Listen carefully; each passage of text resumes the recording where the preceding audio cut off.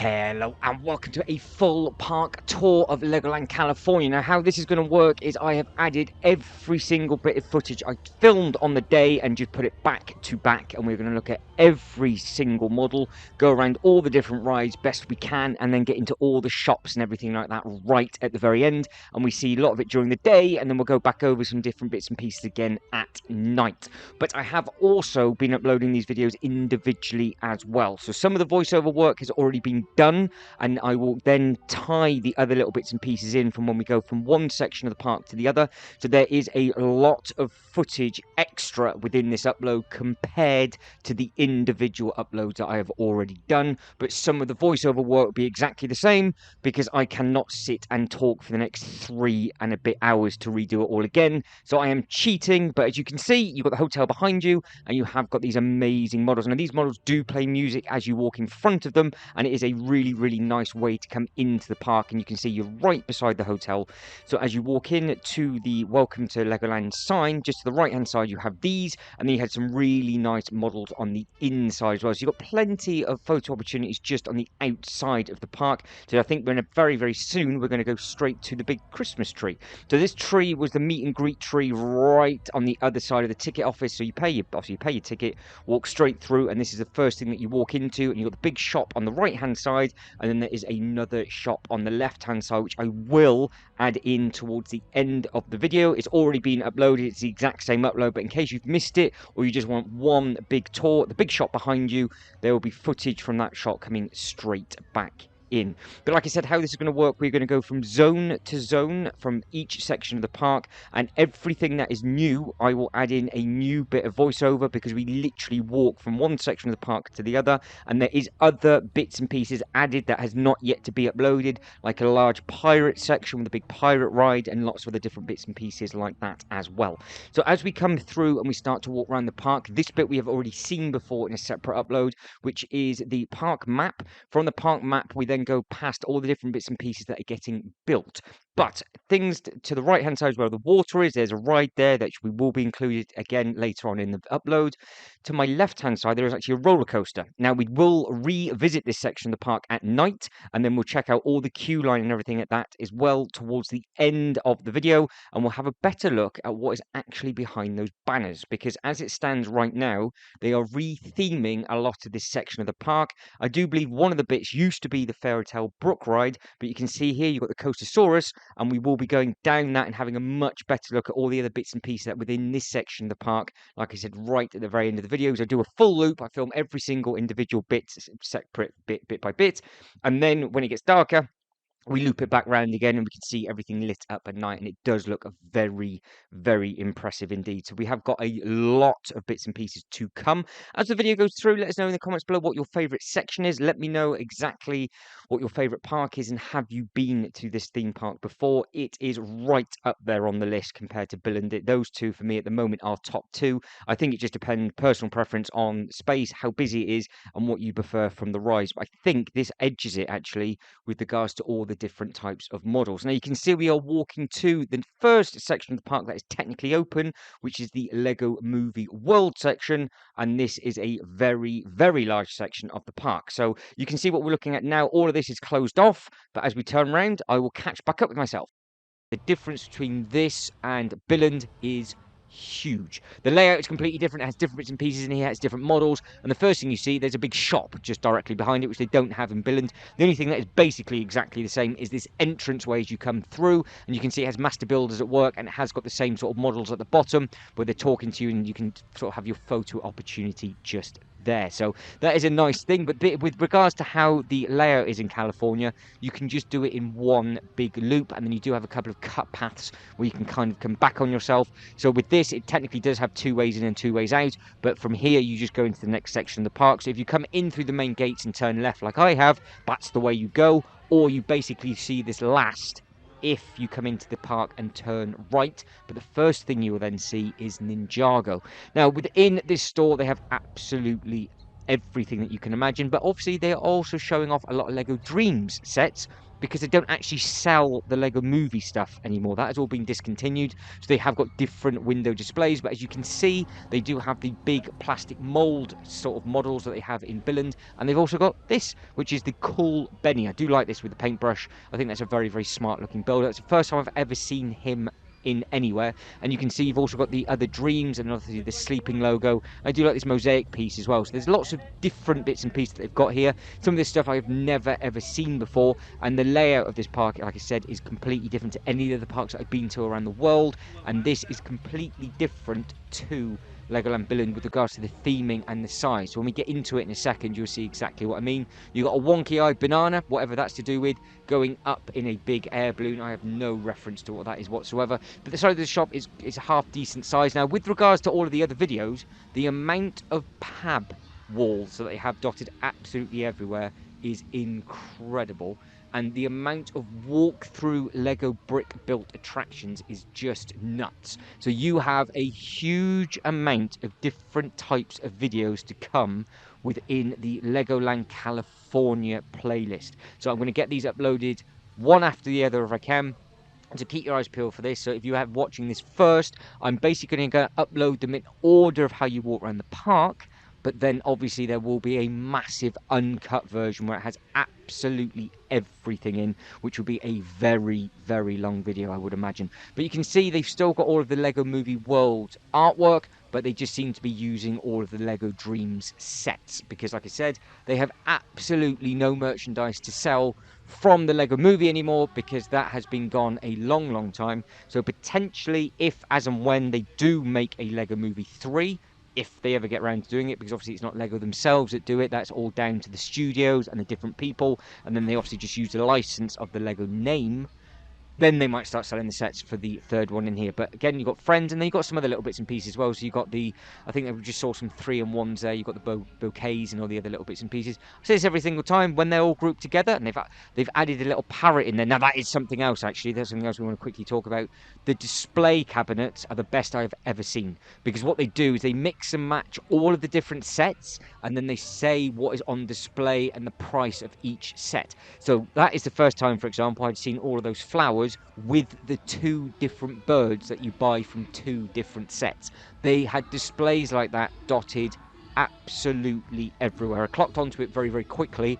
I spent a lot of time just looking at all of the displays that he'd built up, because they did look very, very eye-catching. Now, interestingly, you can see that they've got a lot of the minifigures for sale with regards to the Disneys and all the others, but they did not have any of the new Lego Marvel waves in the box, because apparently they're not allowed to sell them there. So that is something for a different discussion in a live stream, but you could not get the new Lego Marvel at this time. But I would imagine by the time you're watching this, we'll be on the next series, and they are obviously under the Lego license, so then you'll be able to get them nice and easy. And I do believe the new wave for 2024 are also going to be in boxes. So you can see you've got the entertainment going on the outside with loads of dancing. Music was super, super loud. And then you have got a big brick-built Emmett, which did look super, super happy. He did look nice. And then on the other side, I think that's the villain from the Lego Movie 2. I watched it. I kind of watched half of it and turned it off. It wasn't my kind of thing. The first one I thought was amazing. The second one, not so much. But you do have the Duplo Invasion models. I think there's some slightly different ones here compared to the park in Billund, so you can see what that's all about. And then you've got this massive water bit on here. Now there's literally no little ones around, so it was perfect to get the camera out and film, because it was term time. So actually this is probably one of the first ever times I've walked around a Legoland park and there was lots and lots of AFOLs walking around, and just older kids as well. So there was just partners walking around and older groups of friends at an older age demographic than I have ever seen before, which I found very, very interesting. Now, don't forget, this is right at the very, very start of the day, so you can either only go left or only go right. This is actually the busiest volume of people I think we see. When we get to the Miniland video, I'm the only person walking around the Miniland, and that is massive as well. Now, they've got loads and loads of build areas, so all dotted around all around the theme park. There's loads of different places you can get out the sun, sit down and just build different bits and pieces. So this is just one of them under the Lego Movie banner, and you can see that I was looking at all of the cool things up top. And they also have loads of minifigures dotted around, and I do believe they were doing a minifigure swap. So they have started to do that again, so the staff are wearing minifigures, and you can just swap and change your minifigure, and you're trying to hunt down a specific type. Everybody was asking for a Mr. Gold.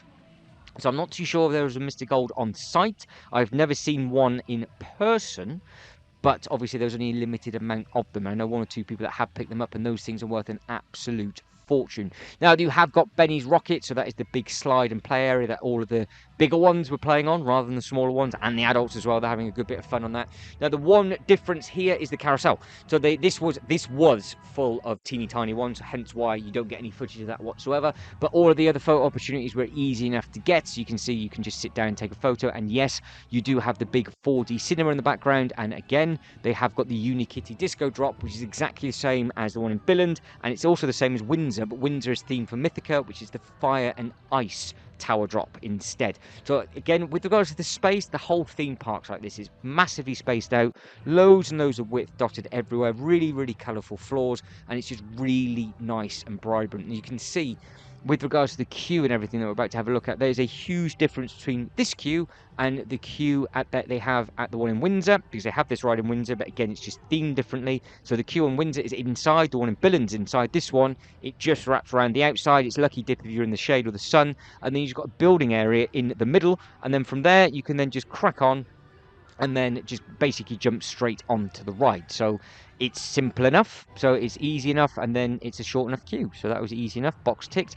And you can see all of the wait times. They've got loads and loads of really handy screens dotted around this park as well. And I do believe 2024 is the 25th anniversary of this park, so I do believe they're going to have a lots and lots of different celebrations. I'm sure it's the 25th and not the 20th, but correct me if I'm wrong. I will need to double check that, but I'm sure that's what I've read and what the members of staff were telling me, because again, the members of staff just wanted to talk to you. So I ended up speaking to somebody for a good sort of 30-40 minutes at the end of the day. She was a elderly lady who's lovely, who said that her dream is to get around all of the other Legoland parks, and she was telling me that she is looking to go to Japan next year, and because she's heard some very, very good things. I also spoke to one of the entertainers and dancers that were on site, and they said they want to go over and see some of the stuff in Japan as well, because apparently they have some amazing live acts. So Japan seems to be a popular place for the people in California, so you know where I'm looking at going next. Now, with regards to this, does this look like it rings a bell? I'm currently looking at the set myself. I think it's based right on the Apocalypseburg set, because it has all the theming and the minifigures on the inside, and it is the big calf, which I am looking at right now. It is the big coffee and chain shop. So it's from the massive Statue of Liberty Lego set, which does look very, very good indeed. And this was just packed full of models. Obviously, the doors were open. They weren't serving anybody yet because it had literally just opened up. So there was times on the doors when you can actually then place your order and things like that. And then there's a little bit of the pricing on the side. And then there's some more big models. Now, don't forget, because obviously these are Duplo-based, they can have these massive, but just like the ones in Billund, they don't have that many brick-built bits and pieces within regards to the Lego movie, but they have them everywhere else, and there are tons and tons of them. So I think this is by far the most brick-built heavy theme park I've seen so far, and that also includes Billund, which I was very, very surprised about indeed. Now, you can see you've got the three-wheeled tricycle, and then above that you've got Where's My Pants Guy. So they've got the same kind of artwork dotted around the outside like they do in Billund, and it's just a nice big loop. Now, the cool thing about these benches is that some of them said what they were recycled of. So you can see on the right hand side the actual logo had fallen off on that one, but on some of the others it would say it'd been recycled or made from, say, 300 Coke bottles or whatever, something like that. So all of those were all reused benches for environmentally friendly. Now, at this time, look, you can see the carousel just to the right hand side. You can see the horses where there's nobody sat on that little bit. And then from here, another little bit of bonus footage, because whereas Legoland Windsor has a huge Heart Lake City, this is all they have. So they have the new characters, which is the first time I've ever seen all of these put together. No idea what this used to be. I don't know if this is where potentially they used to do maybe a live show or a live act, because it kind of has that feel where you would sit on those. It's very, very similar to what they've got at Windsor. But then just behind me, they've just added in some computers instead, and people seem to be happy enough with that. But what I didn't realise is apparently they do not show the Lego TV show over in Canada or America, but we obviously get it all the time over in the UK, and it's a very, very popular thing with all the little ones over here. nor do they get the magazines either. So I guess the marketing is much, much harder. Already on our way to the next section of the park. Now, this is footage that yet to be uploaded. So there's lots of this to happen and to come because it's all the different bits and pieces that connect the two lands. So we have just finished all of the Lego Movie World for the daytime, and we will come back there later on. Now, these rocks do sing to you. There's lots of different bits and pieces. You can see up in the flower bed, you've got the big, large Lego flowers as well. Now, it's really, really interesting to speaking to the members of staff and also especially the hotel members of staff, the amount of different bits and pieces that have been pulled out of this park, and they've just added in like footpaths, but then actually when you realise it's not actually footpaths that they've added in, it's actually the queue lines that they've got. Now that is something that we're going to be having a good look at as this video goes round, but where we are now is we've got two options. We can either head over to the Miniland, which is what we're going to do, or you go over to the Fun Town, which has lots and lots of different bits and pieces in. So you go from the Lego Movie World section. This is all under construction as well. Lots and lots of bits and pieces being built while I was there. So it's definitely worth me booking another flight and coming over, because I can't wait to see all the new additions that they've done to the park. And they obviously had done loads of them in also 22 and 21. This was filmed in 2023. So if you're watching this from the future, let me know how much this has changed. So you can see you've got lots and lots of water dotted all over the place, and you've got lots of different rides on lots of different boats, which is obviously a really nice thing to do. What we are looking at is actually the pirate section, I do believe. When we start to have a full loop round later on, we will get to that section of the park. But you can see how all the paths snake down. That is just a little fire bit where we were just stood, and then we start walking back down. And we will, I do believe I remember rightly, have the Duplo section to our right hand side, and then the Miniland will start to appear on our left. But you can see it's very easily signposted, so that's what I've done. I've literally in this whole video tried to walk down pretty much every single one of these, and this is all of your bonus footage. So if you stuck with me for the first 15 minutes and you're into this kind of thing, you're going to be in for a treat, because this is what the video is packed full of. So you can see what that is. That is a massive Duplo area. It's a really, really cool thing actually that they've added it up this way. So I do believe it used to be down where the Lego Movie World section is, and then they moved it up to this area. Now I don't know whether this was what was in there, and they've just moved it over to here, or they've just moved this and then added in the Lego Movie World. There's lots of differences and lots of different changes, and it's amazing how much this has changed. They are about to hit their 25th anniversary, I do believe, so there is lots and lots of history within this park. But the amazing thing is, it is so spacious as well. Yes, all right, I know I'm there on a very, very quiet part of the season before all the little ones break up, which is perfect for me, because I basically had the whole thing to myself. And when I got on the rides, even though I was the only one on the ride, which is perfect. But all the footpaths are really wide. It's all very, very spacious.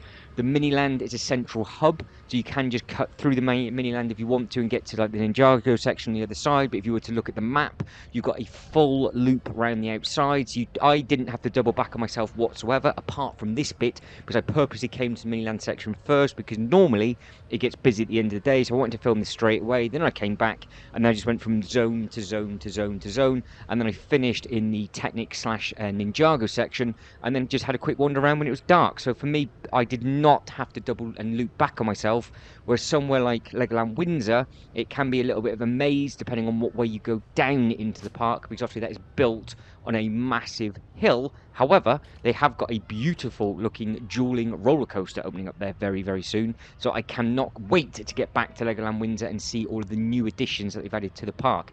So what we are about to do now is we're about to take a full tour around all of this. Now, if you are not interested in the Miniland, or you want to just carry on looking at the actual main park tour itself, I will write on the screen exactly where it is that you need to go to, and then you can just carry on from that point, and then you can come back. But this, all of the Miniland has already been uploaded in a completely separate video, so if you want to come back and watch that video, feel free to do so. So we're going to catch back up with myself now, and I'll catch back up with you lot when we walk out the Miniland. Loaded depending on when you're watching this one. So this is very much going to be a case of say what you see, because this video is 32 minutes long, so you're going to be stuck with me for the next half an hour. Normally, I go completely quiet so you can listen to all the sound effects and the music in the background, But because it was Christmas, they were playing really nice Christmas music all the way around the park, which was lovely. But then at the same time, you can't listen to it because of copyright reasons. So it is what it is. You're going to be stuck with my voice. Now, there is a little bit more footage that I need to add on at the end of this video, which I'm yet to actually see to make sure that it is okay, which is a load of dinosaurs attacking what I do believe is New York. Now, I did see this on their Instagram post months ago. I didn't even realize it was still there. So I'm very, very happy that I saw that, because it is a fantastic display. Now, I am watching this back for the very first time, and it is bringing back lots of memories already. Luckily, when I came to this part of the Miniland, there was literally nobody here bar one other person, so I had a really, really nice slow loop around, and I think we just do the full thing all the way around. And we also go to where the Star Wars section used to be, which I found out from the members of staff. So we'll be having a look at that as well, and how they've replaced, I do believe, what used to be a massive Death Star with a big alien instead. But we'll get to that bit, and then I'll explain a little bit more with regards to that. But you can see we have lots and lots of different bits and pieces. Now, there is also a brand new section within this Miniland that I think opened up in either 21 or 22. Now, it is on the park map. There is a brand new Miniland section. It's a big area as well. So if you know what used to be there beforehand, or you've seen what used to be there beforehand, then obviously please do let me know in the comment section. And I did not get any video footage of this lit up at night, just because it was just a little bit too bright when I did the loop again for this, but it looked incredible all lit up. So you can see you have got all of the different museums, you've got all the different bits and pieces. There might be things that you recognize from America, whereas myself, lots of these bits and pieces I've never seen in person, but it is very, very nice just to see everything as we're going. And yes, the buildings are enormous, but unlike Dubai, they do have lots and lots of detail at the bottom as well, which is really, really nice to see. Now, I am using a camera that you can't zoom in on, but I did refilm this section specifically because you can see Santa up at the top, and then all of a sudden you can see the boat in the background where they're doing that tour. You can then suddenly find, after the Chrysler Building, all sorts of different bits and pieces with regards to the fun facts and the dinosaurs as well. So you can see the reindeer on its back legs. You can see they've added in a little bit of detail with regards to all of the Christmas decorative pieces, which is always really, really nice to see. And then out of nowhere, you've got a T-Rex smashing up a building. There it is. So there's the first of the dinos. And there's a lot more dinosaurs by the water in the background, which I did not think this camera would pick up. So like I said, I came back with a different camera, and we will have a much better look at this towards the end of the video. But if you have managed to see this display, then again, please do let me know what this is all about. Now, the dinosaur section with regards to the safari area, I do believe have just closed down. So I don't know if some of these models have been taken from there, they've been put into here. But what I do really like, is how they are just destroying all of the buildings. So it is like a full attack on New York, and all the animatronics for the trains and everything were working. All of their underground system is working, so you can see that is moving away. And they do have all of the really nice scaled figures. You can see you've got the Lego, and they've also got toilet paper as well. So I know an individual that would like that after the Christmas gift that they've just been given.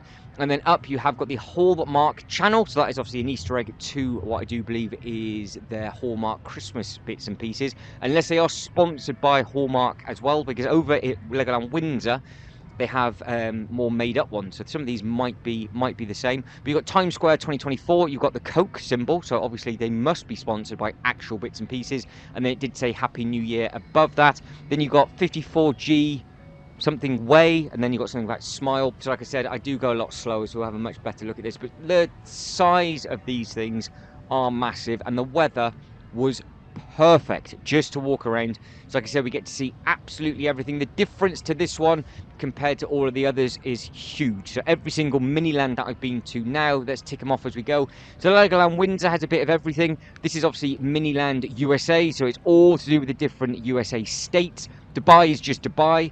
Billund is all of Denmark. Germany, I think, is all of Germany, which makes sense. So I've been to those 5, and I think there might be one more that I can't quite remember off the top of my head. So I am glad that I've managed to do all of these, and I will be going to some more much further afield. I am very, very excited to share some new news with you for 2024. As soon as the tickets have been booked, there will be a post going up, but I am very much looking forward to getting away for that, for what potentially might be another 2 Miniland and Legoland tours. But little theme park, little area. So that was the only place I do believe I had to wait and walk past somebody. So you got the San Diego Fun Fair. So it said the fun fact, use over 100,000 Lego parts, and the yellow moon was over 30 pounds in weight.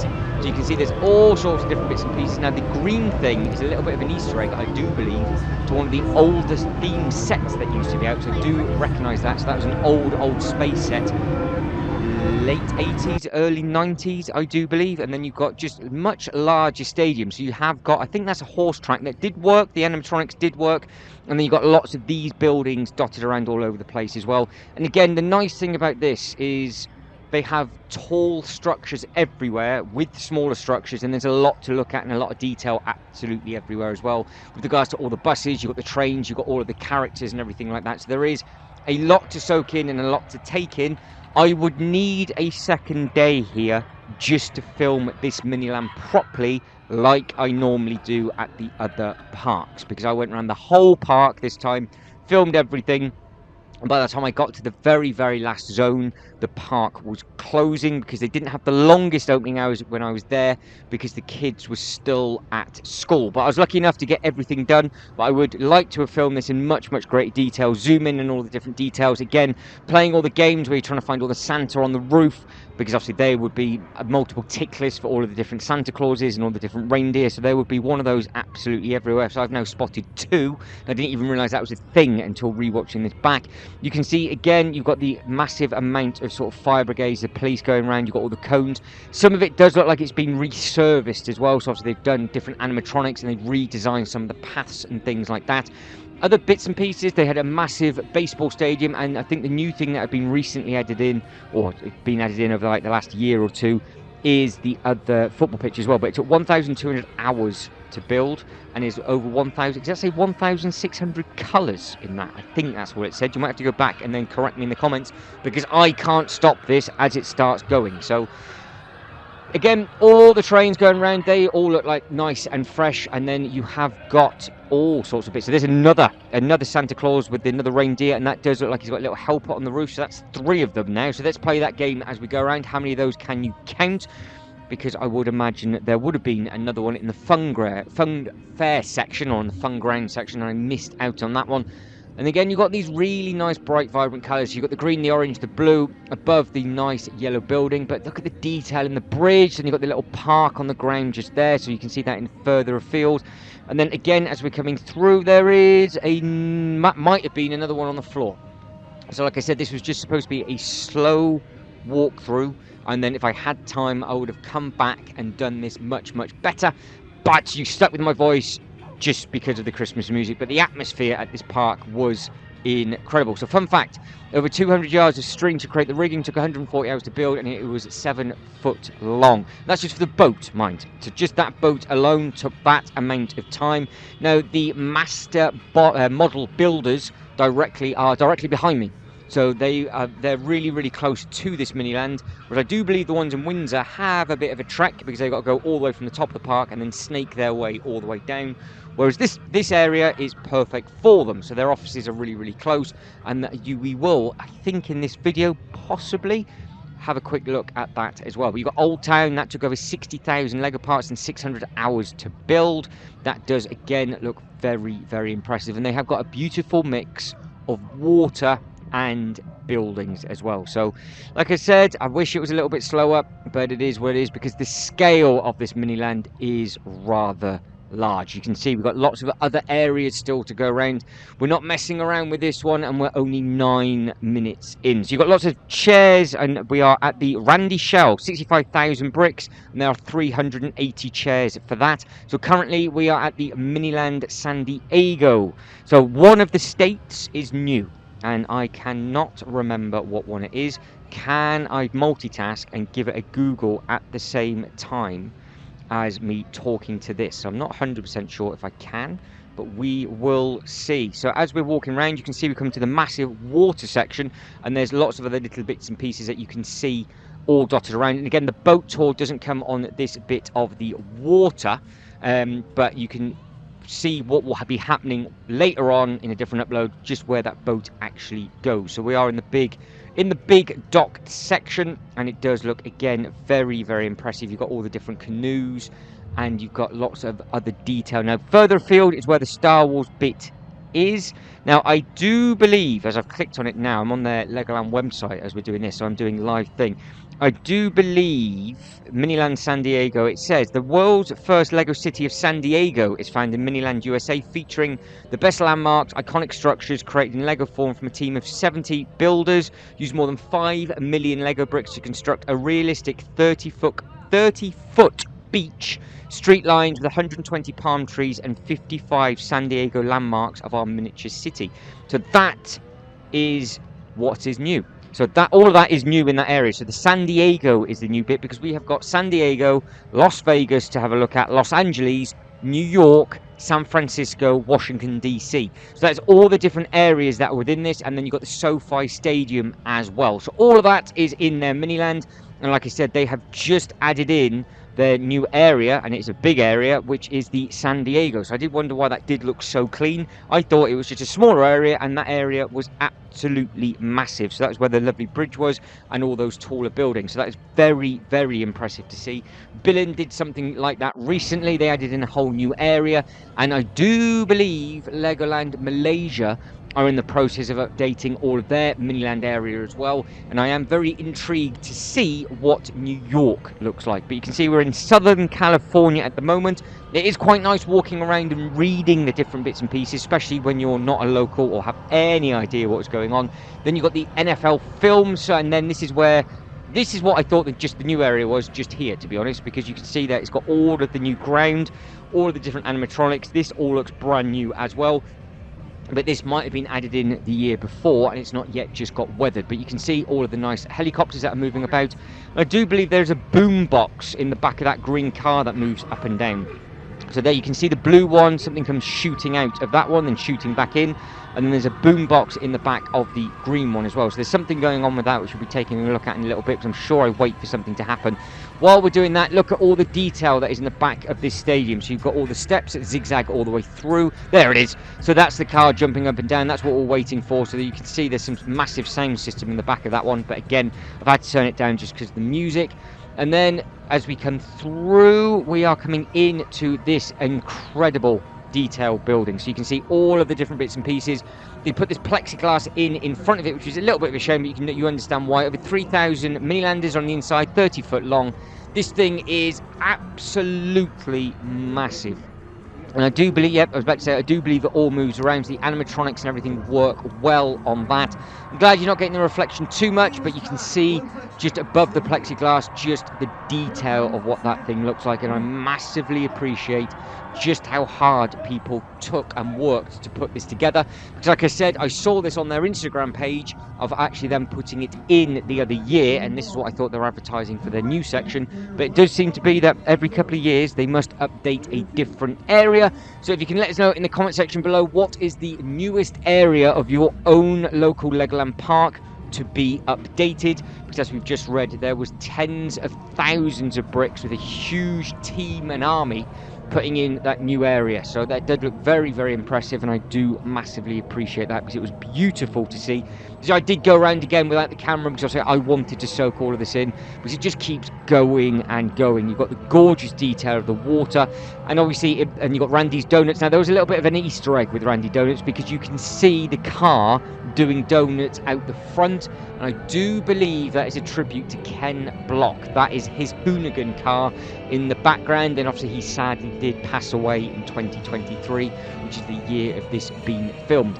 And then you've got just detail again everywhere. So you've got all the palm trees, you've got all the roads, again you've got that huge amount of seats in front of their little stadium. But again, if you look, they have added in little Christmas decorations everywhere, because they've got all the wreaths and everything dotted on all of the buildings. So if it's a church, if it's a front door, they have added in a lot of detail for that kind of thing. And you can see we're at the Chinese Theatre. So that was developed in 1927, I do believe that said. And then you've got the Lego wood sign behind. So that is their own take on obviously the Hollywood sign. And then as we carry on panning around, we come into a rather steep hill. Now this did look, again, very, very impressive. Now this did look familiar from a couple of films, but again, I'm not going to even attempt to butcher what films I thought it was. because it probably isn't right anyway. But you can see you have got a lot of fire brigade within this one. You've got ladders dotted up the side of the buildings, and then I think that might have been Santa again in the bottom left hand corner. He seems to be getting absolutely everywhere. And then again, if you're looking at all the festive Christmas decorations, there we go, dotted at the front of the building. So we're in Chinatown, and you can see you've got the travellers there, and then just to the right hand side, there it is up at the top. Oh, that's what they're doing. They are rescuing the reindeer because the Santa's sled is falling down the building, and then you can see what they're trying to catch on the bottom. That is very, very clever. So again, I'm spotting new bits and pieces because I do have to walk through the Miniland first time round and look through the viewfinder so I know where the camera's pointing, and then the second time round I will miss some bits and pieces. So watching this back again, I'm actually spotting a lot of different detail. And you've got the rainbow in the far distance. I think that says Legoland Removers, I think, or Miniland. Legoland Miniland, there we go. I thought it was a removal truck. And then you've got the Victorian homes. But again, small buildings, steep hills, lots of trucks, vehicles, and sort of different characters. Right in front of or behind, depending on what way you're looking at, these huge skyscrapers as well. So we're in San Francisco. Now I do believe that is The Rock, the film The Rock, that did that, because he had that amazing chase. But I'm sure that's what it is, because he had the Ferrari, didn't he? And he stole that from the hotels he went shooting around. I'm sure that's what this film is from. That's why I recognise it, because that's what I recognise the steep slopes from. Pier 39. So that's fun fact, it took 1,016 hours for that. I nearly ended up cracking my head on that as I went down, so I started that one out very, very well. Lots of boats, again, really nice with how sunny it is, with just the reflectiveness in the water. And the water is very, very clean as well. So obviously it's not a thing that they would drain all the time, but the fact that it is obviously nice weather there all the time, I would imagine they must have a good filtration system in there, because it is very, very clean. You can see the bottom when people have thrown in some change just to make some wishes and things like that. And then we have some little bits and pieces in here. Now, sometimes they do this as Easter eggs and Billund for the Halloween bits, where they actually produce the pumpkins. So there might be one or two Christmas presents in here, or Santa might be somewhere around. And then you've got the bridge, and then you've got the water running underneath it. Now, that green truck, it's a shame you can't hear it, because that is a custom truck with a custom Christmas soundtrack that is just driving around. So I was looking around thinking, well, where's this music coming from? And they had those things dotted all over the place, all playing different music. So instead of having a big speaker system up and around, they had that thing there, which did sound spectacular, to be honest. It just gave it a really, really nice atmosphere, because as it came round, it just sounded like it was blasting music out the windows. And again, with regards to all the construction work that's going on, I think that does look very, very effective. You've got the nice school buses doing the drop-off for the little ones. You've got the farm behind it. Then you've got the massive, massive turbines. So they are a huge thing. So these wind turbines, if I can read it, fun fact, 8,648 bricks. I'm sure it'd be more than that, and I might have said 80,000 to be honest, but we'll say 8. And then you've got the nice little campfire. Then you've got the tent. And then if you can see underneath the trees, you've got a lot of cattle, and I do believe there's some little pigs and chickens walking around there we all go. So there's lots and lots of those to see and soak in. And then we will be panning around to an area that felt like something was missing. And I walked around this area, and I walk and walk and walk, and then I end up cutting it off, because it feels like there should be stuff all around here, to the left, to the right, up these stairs in front of us. Where I am now is where the Star Wars Miniland used to be. So where they've added in all the shrubbery and the bit that would be in front of us, that was all Star Wars. So this bit in the middle just here was Star Wars, and the bit behind it was Star Wars. And I was thinking to myself, it really feels like it's odd how they've got the chains still there. And you can just imagine that was all full of what it was exactly the same as Legoland Windsor. Their walkthrough attraction was on the inside. This one was just on the outside, and the only thing that they had here was this random castle. So I'm not too sure what that represents, so I don't know if they're going to be adding in some different bits and pieces, or they've just put something on the rock face, because I can't visualise what that rock face would have been for from the Star Wars. But that is where the huge Death Star used to be, and they've just changed it with a random grumpy alien instead, and they've just kept the star backdrop, because you can imagine what that looks like at night. So I did wonder what that was all about. So it did have a huge walkthrough attraction. Now, if anybody has any photos of that, I would love to see. Now, the model shop, we're just having a quick walk through this before we carry on with the Miniland as well. There's lots and lots of different bits and pieces to look at. Yes, I am in shorts and t-shirt, and yes, it is in December. It was that warm. And then you can see you've got the Statue of Liberty, you've got some superheroes all dotted around. it was really, really good to see. But that is just somebody's working office, so they're in the back repairing everything. You can see you've got a variation of the supersized tumbler up on there, and then you have got all sorts of bits and pieces dotted around. So I think these guys and girls that work in this area do a fantastic job in their Miniland, and also all the custom displays that they do in the shop. You've got all the big pirates, because they did look like they had some new bits and pieces within the pirate. Now that does look interesting, because that is looks like it's another large sort of castle like what we've just seen. You've got the Lego Movie sign, so that would have been potentially a spare sign or an older sign that was from the Lego Movie World section. There it is, it says thank you, and then it's got the year of 2010. So that was obviously, they just dot bits and pieces all over the place. You can see they've got the Joker's lowrise, so at some point they must have had a Batman special and they would have had an oversized thing. And you can see you've got the big shop in the background behind these figures, which is an interesting thing, because I wonder what they're going to be doing with that, because all of these things obviously are new, they're designing bits and pieces. It's interesting, and you can build your own Minilander. So pause this if you want to make your oversized Minilander. So it's obviously there is the scale that they use instead of minifigures, so you can see them. That is all the pieces and elements that you need, and they must have done something for Tokyo in 2020. These guys and girls here really do go to town. I do believe this is the kind of Minilander that you could walk around every single year, or the park every single year, and there's always going to be something different, which is very, very interesting to see. So again, I'm going to be comparing this soon to some of the other parks around the world, and I will be going back to my local one at Windsor as well, and then we will hopefully see the difference between the two and see how much Windsor's improved.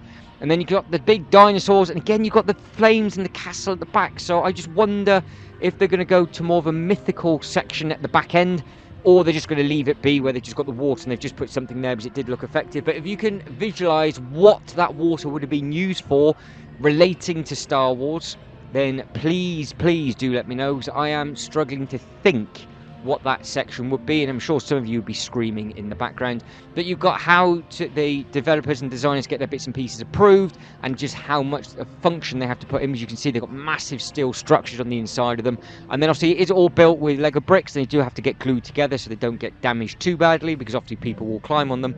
And then you've got this cool penguin with this high-vis jacket on. That blue is very, very vibrant. Now again, don't forget, a lot of these models are outside in the sun, and they all look in fantastic shape and nick. So they must be swapped over a lot, or they just don't weather. I'm not too sure the reason why, because obviously you can see on the roofs of some of the other Miniland parks, or for even this, for example, where it does look a little bit weathered just with how lighter grey it all is, and how the red is faded, because obviously this would have been in at least 10 years or more. It's just amazing to see how much they stay on top of everything. There's another Santa, there's the Christmas tree, so you can see that in the background on this one. And then again, you've got the holly wreath dotted on the back, and then you've got an open top bus, lots of water. You can see the drainage system that they've got actually in that as well, so that's a clever thing. And you can see the filtration system working nicely. Then you've got the memorial, which is, I think, a little bit just in the little background just there. And then that is a better understanding of just how big this Miniland is. Now, I do believe what we're going to do is in a second we're going to cut and walk back to the opposite side of all the different bits and pieces we've missed. But some of these, like this statue and this memorial, for example, looked beautiful. And then you can see the sort of cutouts on the road. That is where the animatronics for the bus will be driving around, and that will just keep doing massive loops all the way around. But that is the building. You can see how close they are to the Miniland section, which I think makes perfect sense. And this Miniland really is in the heart of the park, because you can just ping off to maybe 3 other different sections from here. This park is so easy to navigate. It's fantastic. Now, just skipped a little bit further down, so you can see, because I had to move past the little ones. That's only the second time we've had to do that. You can see in the far right hand corner there's a eatery up there, so you can see it carries on going. I think that's what I'm lying to you. That is the new Ninjago play area. So there used to be something else there, which I can't remember what used to be there, but that is now the Ninjago, because a lot of it has changed. They've been taking out a lot of the original bits and pieces, and they've been adding in lots and lots of new stuff over the last couple of years. And the last thing to go is the Fairy Tale Brook. So as that is right now, when I was there, that was in the process of getting demolished and altered, just like the safari ride as well. So I have a very good excuse to go back in 2024 if I want to. or I might wait for a year or two and then just see how much else has changed. But it was a beautiful trip. Now, I caught this at the right time because obviously you can tell what that is supposed to be, and then you've got the nice parade going around there. The motorcade did look very, very cool indeed. You've got 2 bikes sort of pinned to the car as it shoots round, and obviously that will just keep going round as the big loop. Then you've got all the, again, going into the much larger buildings. We come into the next section of Miniland USA. So you can tell why it's called Miniland USA, because obviously everything is related to America. Like I said, I've already read out all the different bits and pieces. Now, just like Windsor, they do have a sound stage with benches and like almost like a little picnic area. If you want to, you can sit down, but they will obviously put live performances on there throughout the day. And it's just a clever way of doing it, because it's right in the heart of the park, and then from there people can have a look at the Miniland section and they can just carry on and go to the rides. And they do have the exact same setup at Legoland Windsor. They do have something very similar to Legoland Billund, but it's just on the outskirts of the Miniland, not right in the middle.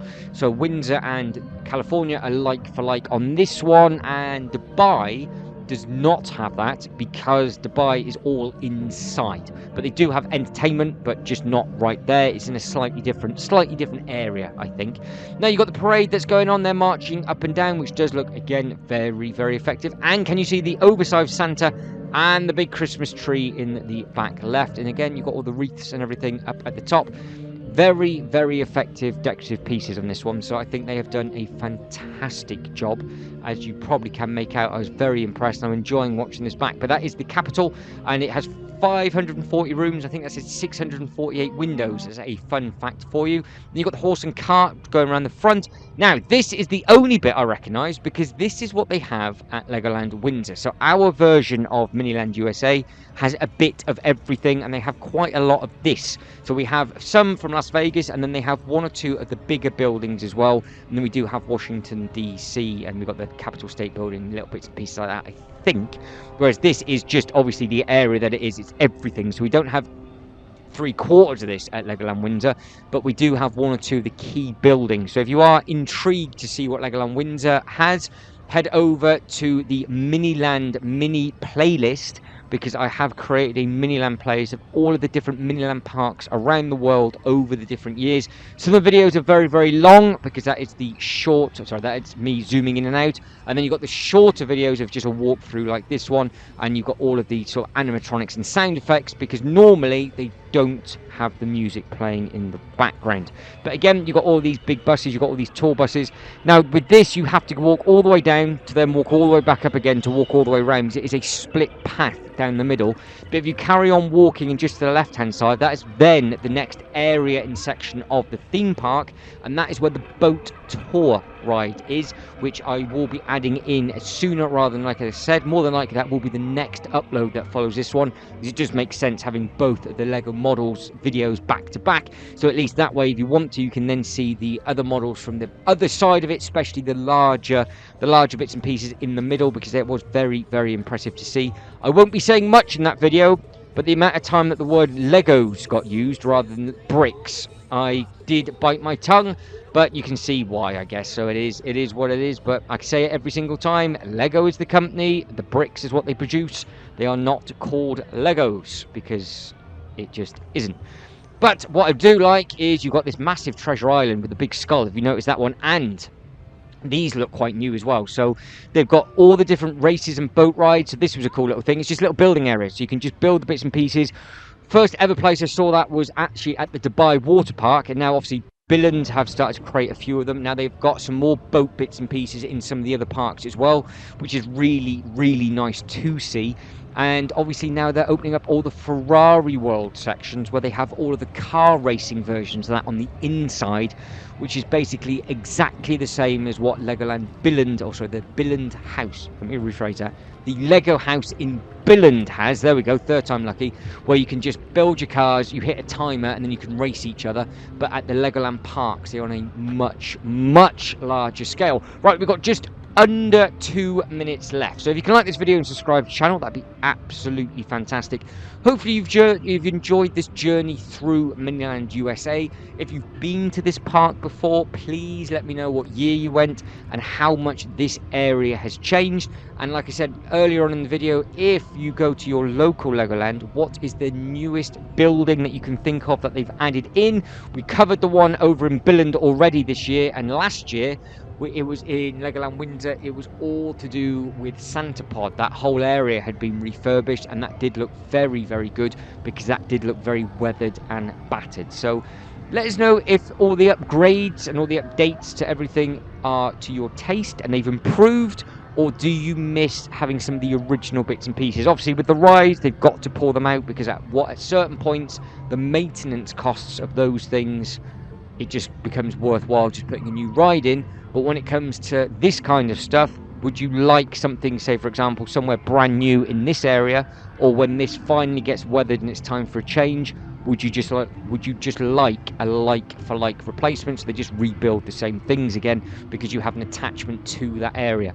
But as a guest, it's always nice to come in and see different things. But as a local, I know some people grew up with these bits and pieces, but this park now is about to hit 25 years and there's not much left from the original year that it opened. So obviously times change, but it is really, really nice to see everything, and I'm massively impressed. And again, every single park has a variation of an Eiffel Tower. Obviously this is the one in Las Vegas, but the huge Eiffel Tower that is on display and all of the other larger bits and pieces from Dubai are all in the boat ride, because that is the massive artifacts and buildings like the London Eye from around the world. So they will be the bits and pieces that will be in the boat video. So you've got all of that to come, and we're about to, I think, walk down the very, very last segment. Like I said, you've got to walk all the way up, to walk all the way back down, to walk all the way back up again, and you can see just where that bridge is. That's where we first came in, and you had the Miniland sign. You've got the power tower, which was working, so you push the button and it was doing some other little bits and pieces, and it was making some flashing bits at the top. That was very impressive to see just as it started to get darker. And then we're about to have a look at these things, because this is the bridge that you go underneath on the actual boat ride itself, and they did look super, super impressive.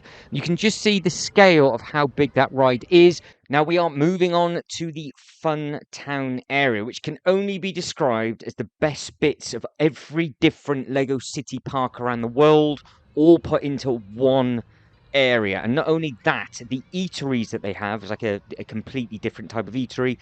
They have unbelievable displays for models as well, all behind the different glass cabinets. Their model display team at this theme park is insane. Everywhere you go, there's just stuff on display, and it looks so, so good. It's exactly what you would expect from a hybrid of a theme park and a Lego park all mashed up together, rather than just going into an area with that's themed to that area, not actually having any Lego inside it. But let us know in the comments below what you thought of that Miniland section. It is a beautiful, beautiful thing. Like I said, I will add in that ride towards the very, very end of this video, because the ride will be the last thing. That'll be when I go completely quiet, and then we've got the other two shops as well to be added in at the end. And then now that is going to make this video very, very long indeed. That's why I'm going to put those right at the very end, because at one point I was thinking of redoing this as a full voiceover, and I just cannot spend that amount of time doing it. It's going to take forever. But we are now at the Fun Town. Enjoy this one, and I'll catch back up with you when we leave. Described as the best bits from Legoland Windsor, Billund and Dubai from their sort of Lego City section of the park, and it's all been merged into one huge area, and they've called it Fun Town, because they don't actually have a Lego City area, but they have a Fun Town. So from the left hand side is your little driving school, to the right hand side you have got the fire brigade bit. That's where obviously you pump the bits and pieces and you get all the water out, and that's where you go racing against each other. But this also has loads and loads of different walkthrough attractions with loads and loads of different models, big shops, huge eatery. But the food, which is this bit just here where it's the Fun Town's urban kitchen, is a mix of the Lego house as well as just a normal kitchen, because they have all different models on display. So it was amazing to walk in and see. You could sit down, you can have a look at all these different dioramas. They've got all different bits and pieces in. This, to me, is exactly what all the other Legoland should be doing, having different bits and pieces on display and just showing you what is available to buy all around the park. Some of it was custom bits, some of it had massive modular displays, so we're going to have a look at all of it as we walk around, and then we will take another look. We'll carry on taking a look at the rest of this land, because each area at Legoland California is quite large, and then there'll be sneak peeks and snippets of what else is to come in much greater detail, because within the section of this land you've got a walk-through attraction, you've got a Lego factory, and there's something else as well which we'll be having a look at as we go around, and I put little snippets of what is to come. So what we are looking at now is obviously all of the big models that are on display. We're going to be having a look at these for the next couple of minutes. You can just see how big that Harry Potter castle is when it is completely all done and built. Loads and tables and chairs around. I did this before lunch, so I managed to get around and just see everything, which is absolutely fine. I would never have done this with all of these people around, because you wouldn't have been able to walk around the cabinets, because these cabinets go everywhere. So all the sets from the Lego Movie World, or Lego Movie 2 film, shall I say, which is really, really nice to see, because I've not actually seen the Apocalypseburg on display for years. Actually, I've only ever seen it once on display, and that was at Legoland Windsor, because that was a very, very short run film. Again, you've got some more of the sets that were out and about from the film, so obviously they're trying to show you all the different bits and pieces that are in that land. And then as you're coming up, you have got one of these sets on the left-hand side. I do believe that this Benny spaceship is actually going to be discontinued at the end of 2023. So in 2024, I do believe potentially we're going to get a full CMF pack of the classic Lego space characters. So if you want yourself a classic Benny ship or a Benny spaceship, it might be worth having a look at, because obviously that ship that we've just seen is from the classic space range, and it'd be interesting to see what all the other minifigures look around it. Now, again, I was saying that this is very similar to the Lego house. You've got a lot of wooden displays. This is the first ever time I've seen anybody do a display of original Lego sets, because obviously they used to be wood in the 1950s, as you can see, putting it with modern day and age.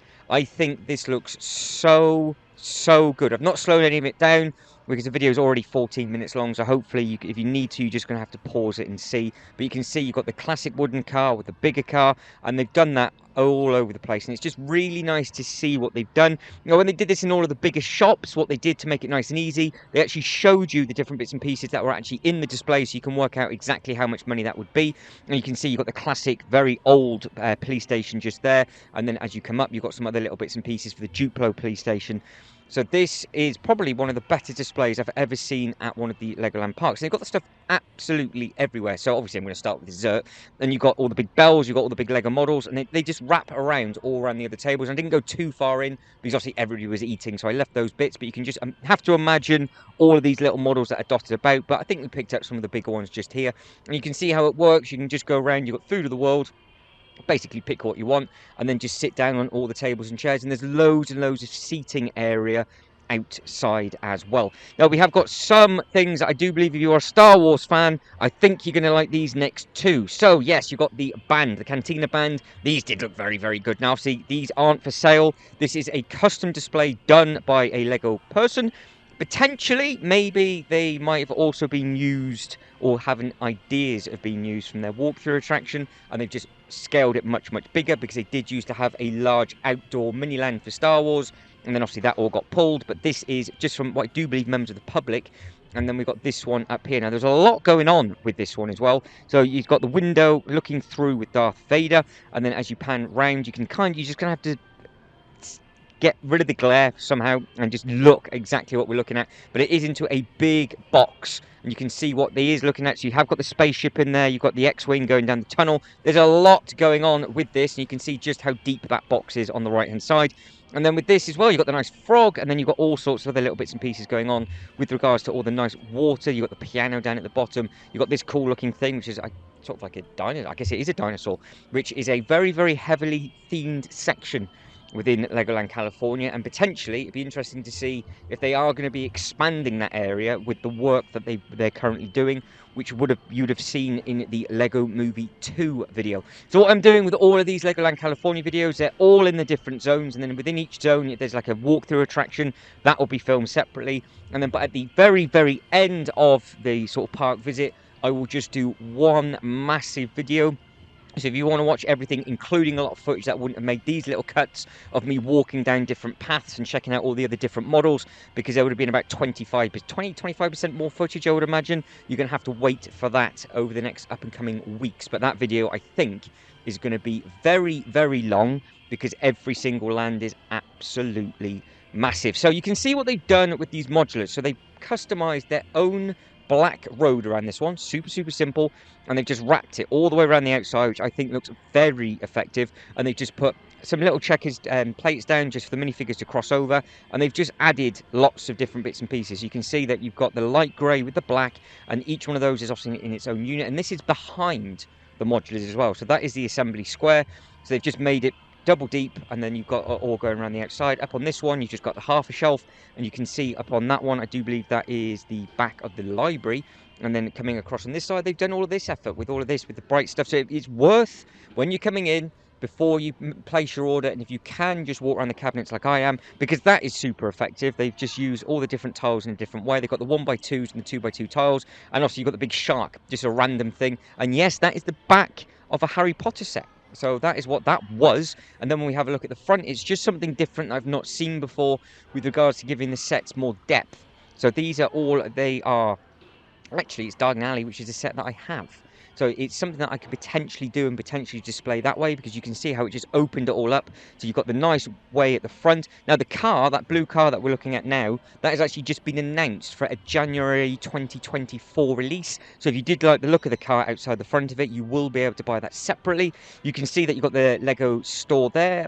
Don't think that is a custom build. It looks like it is. I think they might put more, I think they put a couple of those together. And you can see what they've done with this. They put more different bits and pieces of the Diagon Alley set with the obviously the books, and then they've got all sorts of different bits and pieces going. There's a lot to soak in and take a look at this. And yes, they have done some of their own custom designs as well, which you know that corner unit is obviously a custom one, which they put right beside the assembly square. And then they've used the Speed Champions in front of it. They've made the Dyna car a little bit more sporty, because you can see that they changed the bonnet on that. And then they just put that generic taxi out the front, which, to be fair, actually seeing that out there works. I think that looks really effective. You can see they've actually added a couple of them. So I think I'm going to have to get some New York taxis. They're not minifigure scale, because they are under the Lego Creator range. You can't fit a minifigure in it, I don't think.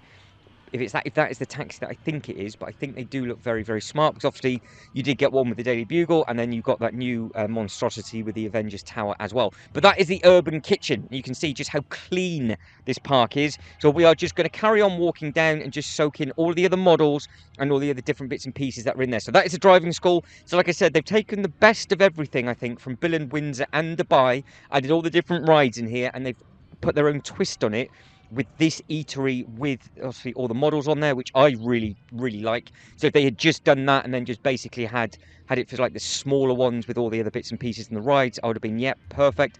But as I started walking across, there's a big Christmas display that we're going to be having a look at. There is a very special model to the left hand side.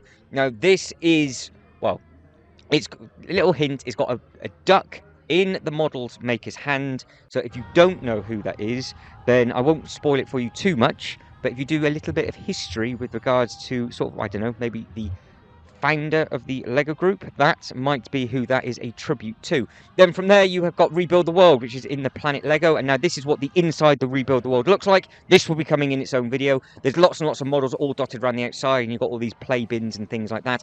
This is what has, I have to get the Loot roller coaster now. Look at what they have done to this. They have staggered the red coaster and the Loot one. The red coaster has got grey bits of tracking to break the red up. Your eyes go directly to those two pieces. I think it looks absolutely outstanding. And what they've done is that they've added the Legoland exclusive sets into that as well. There is a lot going on with that. Now, like I said, this is just a snippet of what is available here, and we will have a much better look at this in a completely different video, and it will be slowed down. Now, this is the fascia. This is the next building next door to this. This is actually part of an attraction on the inside. This is the thing I really do like about sort of the Lego group, where if the rides are really big on the inside, they put all different types of fascias on the outside, and they put lots of different models and dotted everywhere. This was probably the most Lego model heavy park, I think. Billund is very, very good. Billund's up there. I need to revisit the one in Germany because I know they've got a lot of new bits and pieces in there. But by far, this has a lot more models than Windsor. But they do seem to be adding more and more building areas, more and more sort of adult things to sort of have a look at as well, and a lot of children things as well. Obviously, that's what it's all about. Now, these things look brand new. They were very, very good. Don't forget all of these bits and pieces outside. But what I mean by sort of more older attractions here is I thought, right, you're just going to go in there, you can have your bite to eat if you want to, and just have a look at some of those models. They have the Rebuild the World section, which is obviously very, very popular with the little ones and the bigger ones alike. But they have a Lego factory tour here. Now, the Lego factory tour that they've got here is how you build the brick, and it goes through, but it is the best one that I have seen so far because they have all of the retired Legoland models on display from the last 20 odd years, so you can see everything up on the shelves. That is going to be a full walkthrough attraction as well. That is the kind of thing that I really like looking at, and I really like looking at all the different building techniques. You can see there is a Mr. Gold at the front as well, so that is a different thing. There was a hunt for the Mr. Gold Lego minifigure. I'm not 100% sure that was all about, because obviously that figure retired a long, long time ago. So Lego Factory, every fascia that we've just walked around is for this tour. So you can see a retired Lego mold, 120 million Lego bricks was made just from that. You can see how it works. I've only ever seen them underground with plexiglass. I've never been able to see it in person like that before. You've got all of the different rooms, so you follow the process through. So very similar with regards to how you follow the process through in Dubai, but they have actually got a lot of working machinery here. So again, this full tour will be nice and slow, but they have got models everywhere. Absolutely everywhere. We've got all these facts, everything to have a look at. This will be in its own video, much, much slower. Otherwise, just this video alone with all of the different bits and pieces would have been about an hour. So like I said, this is going to be a very, very large video when it comes to a full-blown walkthrough attraction. Now, you've got all of these amazing models as well.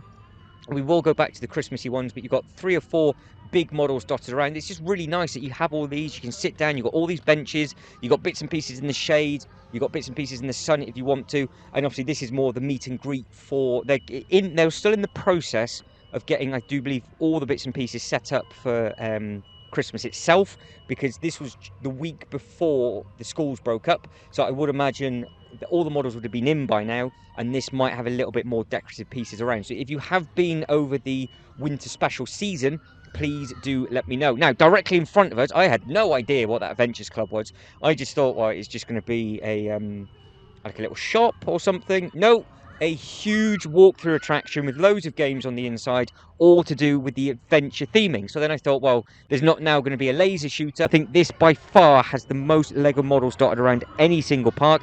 Now, I thought this might have been a queue line to a laser shooter. I thought that's what I was walking into to start with, because every single Legoland has one of those. This still has one of these, but we are actually just going to be looking at lots and lots of different models, and there is a game to be played if you wanted to, so you can take your time and try and find all of the different bits. I didn't. I just walked around at a nice, steady, slow pace, and it still took around the 10-minute mark to get through. So I've not slowed this down whatsoever. This is just me walking around at a slow, steady pace to see absolutely everything. So look for these 2 keys in the rainforest. That is what you're going to be looking for, and you can see just the volume of different bits and pieces that you have got to come. I didn't realise it was like this at all, and all of the sound effects and everything in the background, they sound absolutely incredible.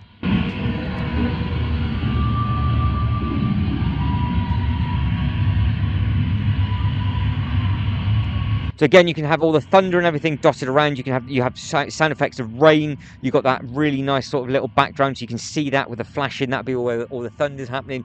There's a lot to soak in and take in on this. It does look and sound very, very good, and there are models located absolutely everywhere. But you can see all the animatronics are working for the ones that need to be working on. You've got things that are moving and heads that are turning and things like that. And it was much, much bigger than what I thought it was going to be as well. Because like I said, I thought it was just going to be a ride. I didn't realise I was going to be walking around looking at all these models for just 10 minutes. I actually went back through as well without the camera and just tried to pick up some little bits and pieces that the camera didn't pick up. Because this is, like I said, the first ever time I've been to this park. I hadn't spotted it for myself, and I'm not going to do that with the other parks I've yet to visit. So I am going to go into the parks completely blind. I'm just going to check out the map the night before so I know what way to walk, and then I'm just going to go from there. And that's what I did with this, and I'm very, very happy that I did it that way. And it was a full day. It took me 1 full day to walk around everything. I did manage to get on some bits and pieces as well. So traditionally, I always get on the actual little roller coaster. So far, I'm 100% on every roller coaster that I've been to around the world on that. And every single track is completely different. But again, visually, it looks very, very impressive.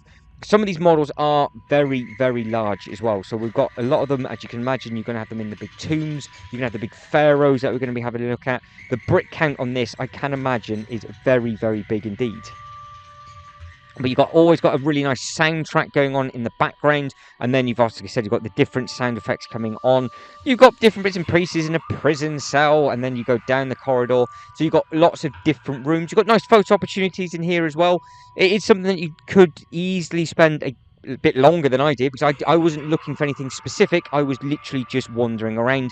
But if you are trying to find those keys, you could take a little while longer than this, and it's just nice to get out the sun. Not that I would imagine it'd ever be bad weather with the rains. It's not that kind of thing. I don't think they get over in California, but especially when it's really, really hot, you can just come over there into this town, because don't forget this is in the fun town section. So you've got this walk-through attraction, which is lovely. You've also got the Lego factory, which is literally next door, and then you've got the calf, which is just up from there, where they've got lots and lots of Lego models as well. And obviously you can see for yourself just the detail, size and scale of all the models that are in front of us, and it does look very, very effective. All these different bits and pieces that you've got dotted around in all these different cells, and then again, like I was saying, they've got these larger models that are located in there. It's just an impressive thing, and I was very, very surprised by how big this was. Now, again, I say this in every single video. If this has always been here, then obviously please let me know. I would imagine it probably would have been, because the Adventure series over in Windsor and all of the other theme parks, I think they've been there since day one. But I don't know what else this would have been if it was anything else beforehand. But they still do have the laser shooter, and they've obviously got this as well. So they have got two of these, and they do have the laser shooter over in Dubai, which, to be honest, I think is the best one that I've been on, because you can actually rotate the whole machine 360 with a control panel on the inside. So you've got targets around you as a full 360. You're not just sort of stuck looking at one screen as you go through the different doors. So even the track elements are completely different depending on what park you go to in the world and what year they got installed. So if you have a newer park close by you, what is the theming like in your park, and what is your favourite ride? But we're 6 minutes in out the 10, so we are still going to walk through this for the next couple of minutes, and we have a couple of minutes in the shop right at the very end. But guys, if you can like this video and subscribe to the channel, that would be absolutely fantastic. Again, in the comment section, let me know what this used to be, if you've been here before, and if you are a fan of this theme. I've got a soft spot for this theme because Lego used to sell it massively, and this was the first Legoland hotel theme that I stayed at, and I did manage to stay here a few times at the Legoland Windsor, and I have stayed at the accommodation in Billund, and also I've stayed in some accommodation Lego based over in Germany as well. But over in Billund and in Germany, they were completely different theming. But it's just nice to see this. I'm surprised that they don't sell the sets. I'm surprised that they've not sort of kickstarted this again when it's so heavy at the different Legoland parks, and it's so heavy within regards to the theming of the actual hotels. We have just had 1 or 2 Indiana Jones sets, and there's nothing due for the 2024 series, or season, shall I say.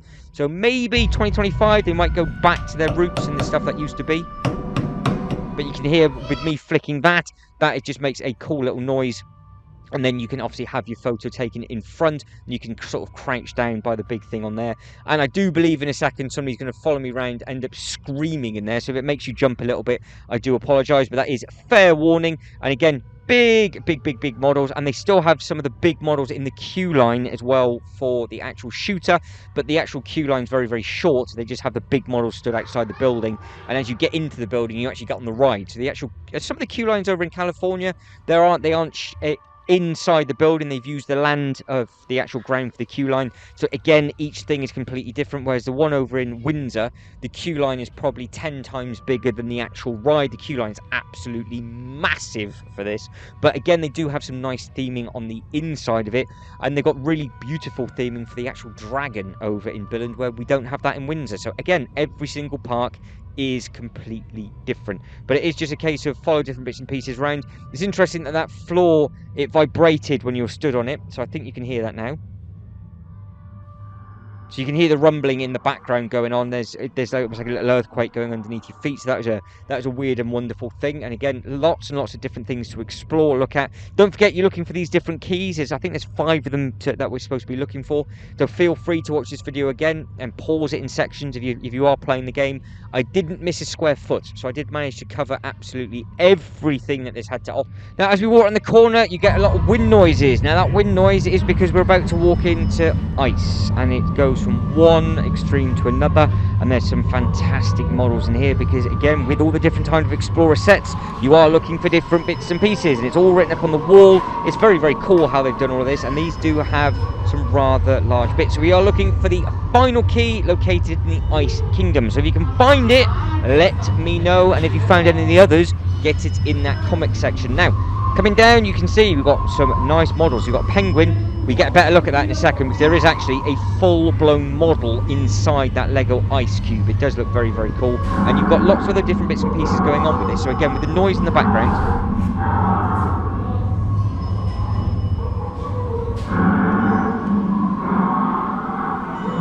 that's what that sounds like. So you've got all the different walls making noises, you've got the wind, you've got everything happening, you've got all the different howling. There is a button that you can push for an animatronic that makes people jump if they want to. I think it's something about getting the fish. Now, crouching down and in here, you've got one minifigure trying to be rescued. What I really like about that minifigure in there, though, is that he's completely blue. And you've got the penguin doing a little happy dance on top. So I think that's quite a sweet little thing. And then you've got the other minifigure trying to give it a rescue with a chisel. Then you can get yourself out and around from there, and then you look up, and it says, can you catch the fish? And you have this massive polar bear. Now, if again you were to push the button or reach for it, it then moves.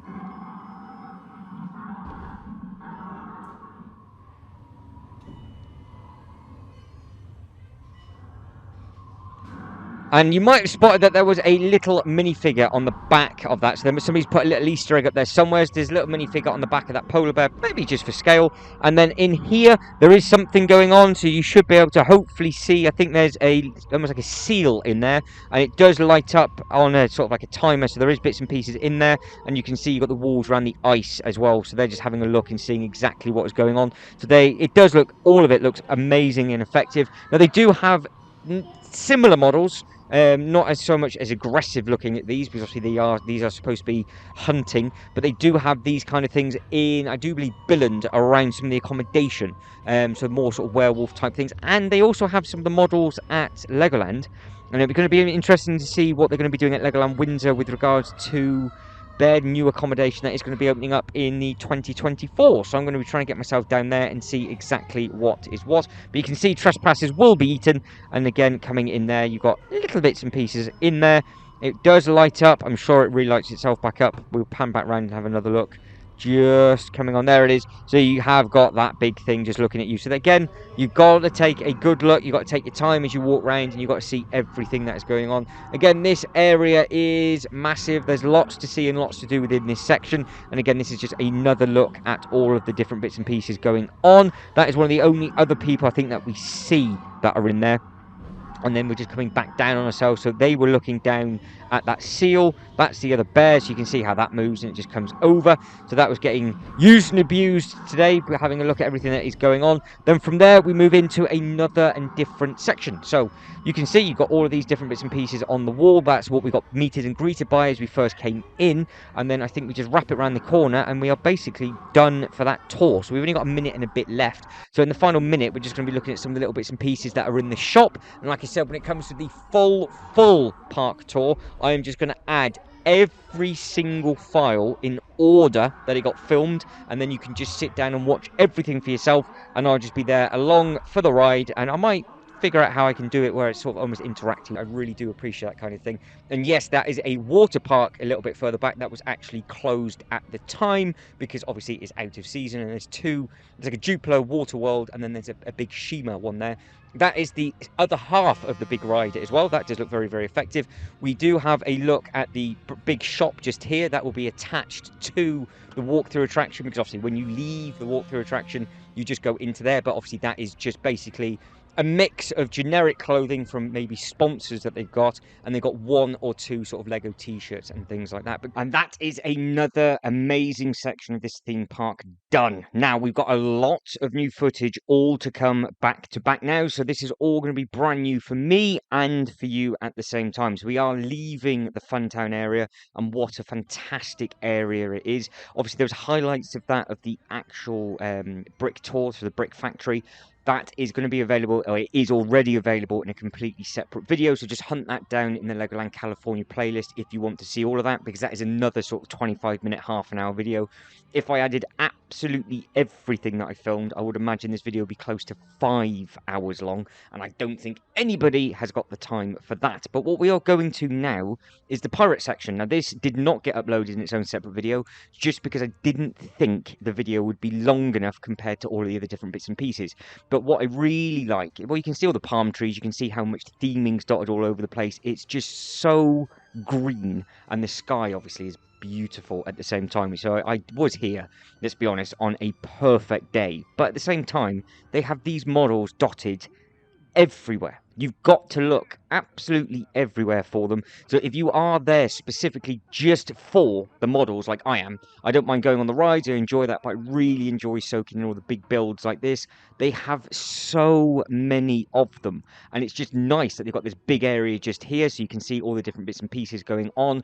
And then all of a sudden you come around another ride, and there's one or two rides there. So that ride is the equivalent of the Ninjago ride that they've got at Windsor, and they also have the as a pirate theming in Billund as well. So that's where it just sort of goes up and over, and the boat just spins round and round and round and round. And I do believe they also have that exact same ride at New York, but it is a different theming, and that is on my list. So when I get over to New York, I'll be able to see it for myself. You can also see, again, you've got these nice, all the rides. It's just the theming around the rides as well, because that's something that they don't tend to do as heavily in some of the other parks, whereas this is not the biggest of rides, clearly, but then the amount of theming that's around it, you really does want to make you pay attention. Now, yes, that was the floor, but I'm not taking any of that out, because it just is far too long to try and edit this together properly. So we are still within the pirate section, and then we have all of these boat bits and pieces.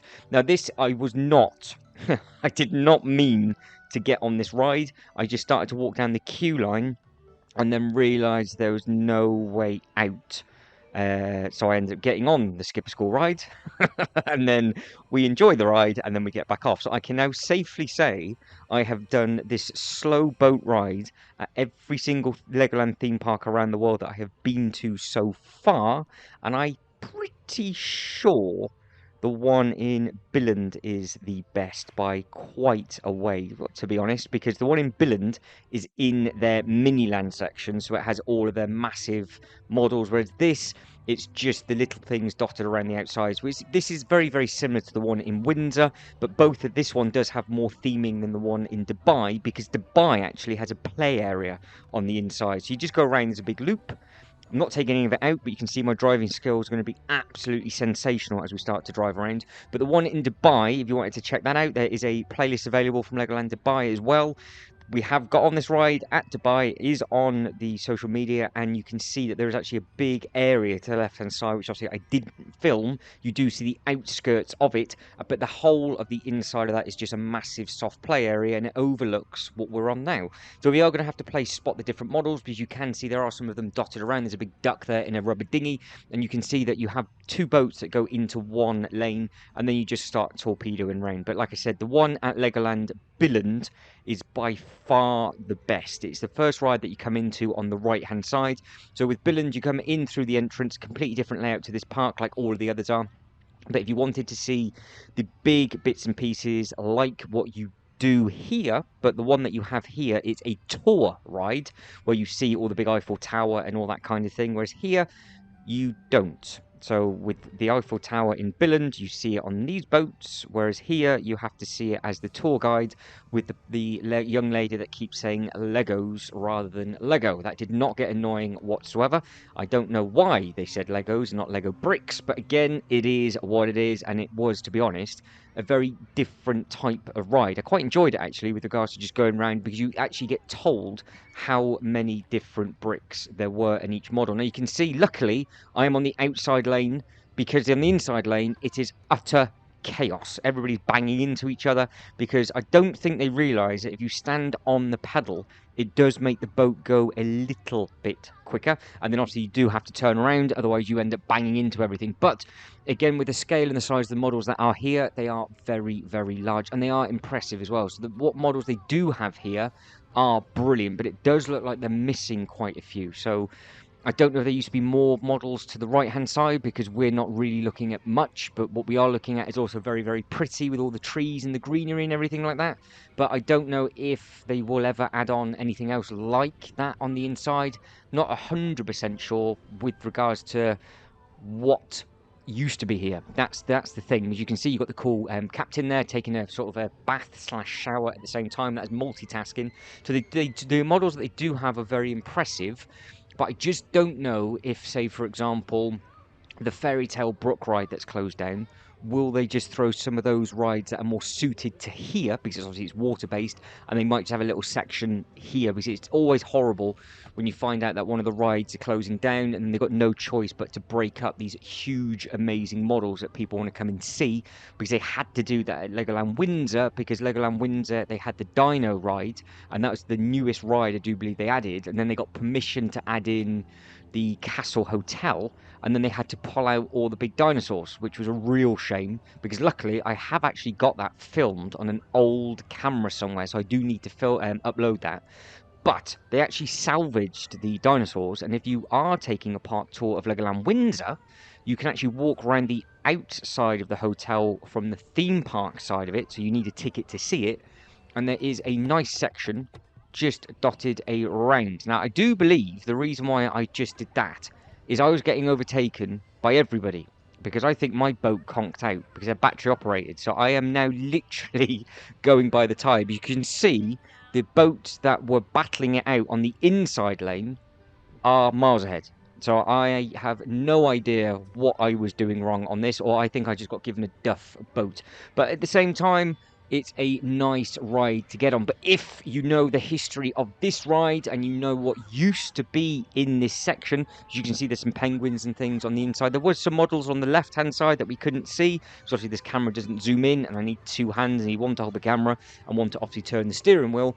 But there are obviously models on my side that they also could not see either. And now we are off and escaping, and then we're going to continue walking around the pirate section, and that'll lead us in, I do believe, to the deep sea adventure. So the deep sea adventure, big difference here compared to a couple of the others. You're back on a boat on this one, just like you are at Windsor, whereas Billund, it is a nice walkthrough. I personally prefer the walkthrough, I think, because you can see the models a little bit better, but then at the same time, it's a very, very clever that you can get on your own little sub.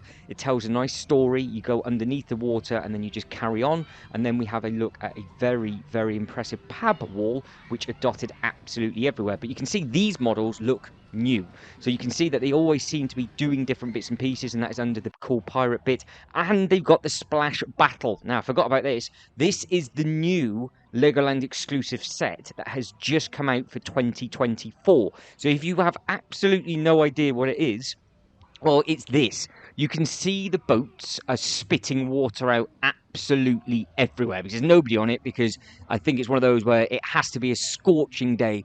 I think personally this will be the wettest ride ever. I don't think you can get any more wet than this, because you can see the water coming off the boats. But what you've got to do as somebody watching or another family member is stand on the outside and use the guns, turn the handle as a big super soaker and soak the people on the boat. Now, if you're on the boat, it doesn't automatically spray out for you. You, I do believe, also have to turn something for the water to come out. So it's basically a massive water fight.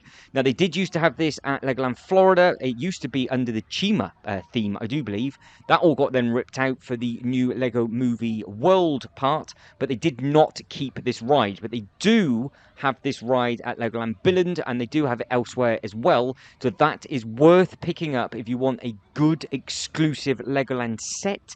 This is the newer one for 2024, and I'm very, very tempted because you can see how brutal this thing is. And don't forget, if you're on the boat, not only do you battle the people on the outside that will be relentless at you, you also battle the other people that are on the boat as well, because you can hit the other people on the boat as you go around. I have seen people get off this and they are worse and more wet than what you would be if you are going down a very, very big log flume. But you can just see how wet the ground is. And again, you've got lots of different bits and pieces that you can do dotted around. You've got some pay-to-plays that you can see. You've got some, I think that's a mutiny treasure. And then as we come round, you've got a nice little seating area. And then you've got, I think that's a poncho thing or a coin thing just there on the left-hand side. Now, a lot of the restaurants areas, which is what we're going to be taking a look at now, so the big burger kitchen, was not open because they didn't all need to be open. There's a pizza place that was open, the place that had all the Lego models were open, and there's one other place as well. But the big kitchen place, it said the big Abe frame outside the front said that it was not open, and nor was the all-you-can-eat buffet wasn't open either. But you can see, I mean, look at the amount of tables and chairs with shading that it's got, and then your view is that is not a bad way to have your lunch whatsoever. So it is a beautiful looking view. So that is part of the boat, the sat down boat ride, where they tell you about this different scale size of the bricks, and you can see the inside and outside is a very, very large area. Everything here is just supersized compared to any other parks that I have seen. But you can see Burger Kitchen will be closed today. Please check the Legoland app. Simple enough, because you can then just head yourself over to a different section. I waited for about 2 minutes to grab some food if I needed any. And then again, as we're walking through the park, all the maps are absolutely everywhere. But you can see what I mean about how you just walk around the outside if you want to, and then you use the central hub as the Miniland if you need to. Now, talking of the Miniland area, where we were walking around the Miniland area, I do believe I said that there was a Star Wars section there. Now, that Star Wars section obviously got taken out after Disney did what they did, and they had to rip out loads of different bits and pieces. Legoland Windsor, like I would have said, would have had their own walk-in attraction, whereas this had a huge attraction on the outside. But when we get a little bit further after we've taken a good look at the Deep Sea Adventure, when we get to the end of the castle segment of this upload, there is another walk around that used to have another ride in, and that's what I meant about how they've kept the queue line in but still connected up all of the paths. So we are about to take a full look at the Deep Sea Adventure, head underneath the water, and then I do believe there is a fantastic pad wall at the end of this video as well. And then we'll go into the castle section, and then from the castle section I do believe you'll catch back up with me for the extra bonus footage. And lots of Lego models as well. Now, towards the end of the video, we'll have a look at the shop, which has had actually a very, very impressive pad wall. So you can see just how big the queue line would have been and how popular this ride will get.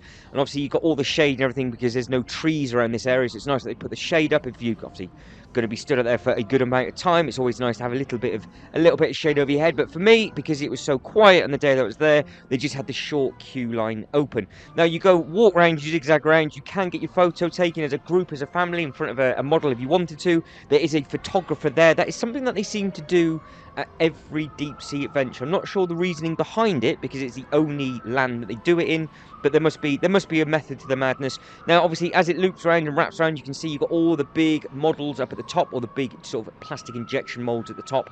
Now, this, compared to Billund, is a actual underwater ride, not a walk-through attraction. So they are different in different ones around the world. Now, if I've got this correct, Legoland Windsor, Legoland Dubai, and here all have the boats. Germany and Billund have a walk-through attraction.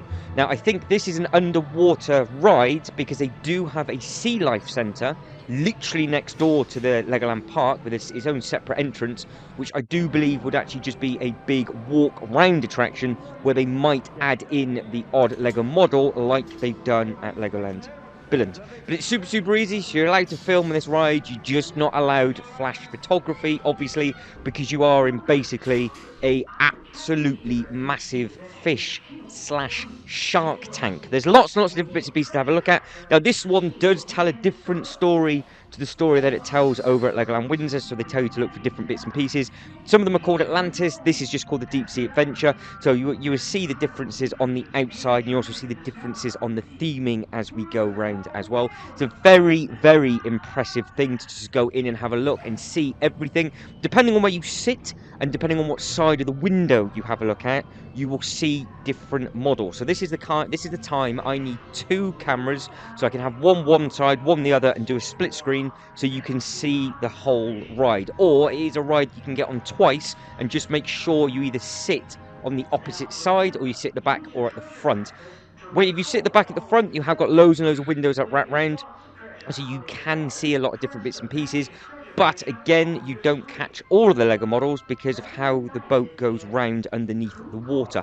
But there is lots and lots to see with regards to the fish. It is beautiful, lots and lots of bright colours, but obviously there's lots of big Lego models that we're going to be having a look at as well. And like I said, when we get to the shop, normally they just have a little shop as you leave. They have a within these areas, they do have like a how you look after the fish and how you look after the ocean, and also they do like an educational bit as well, which is really, really lovely.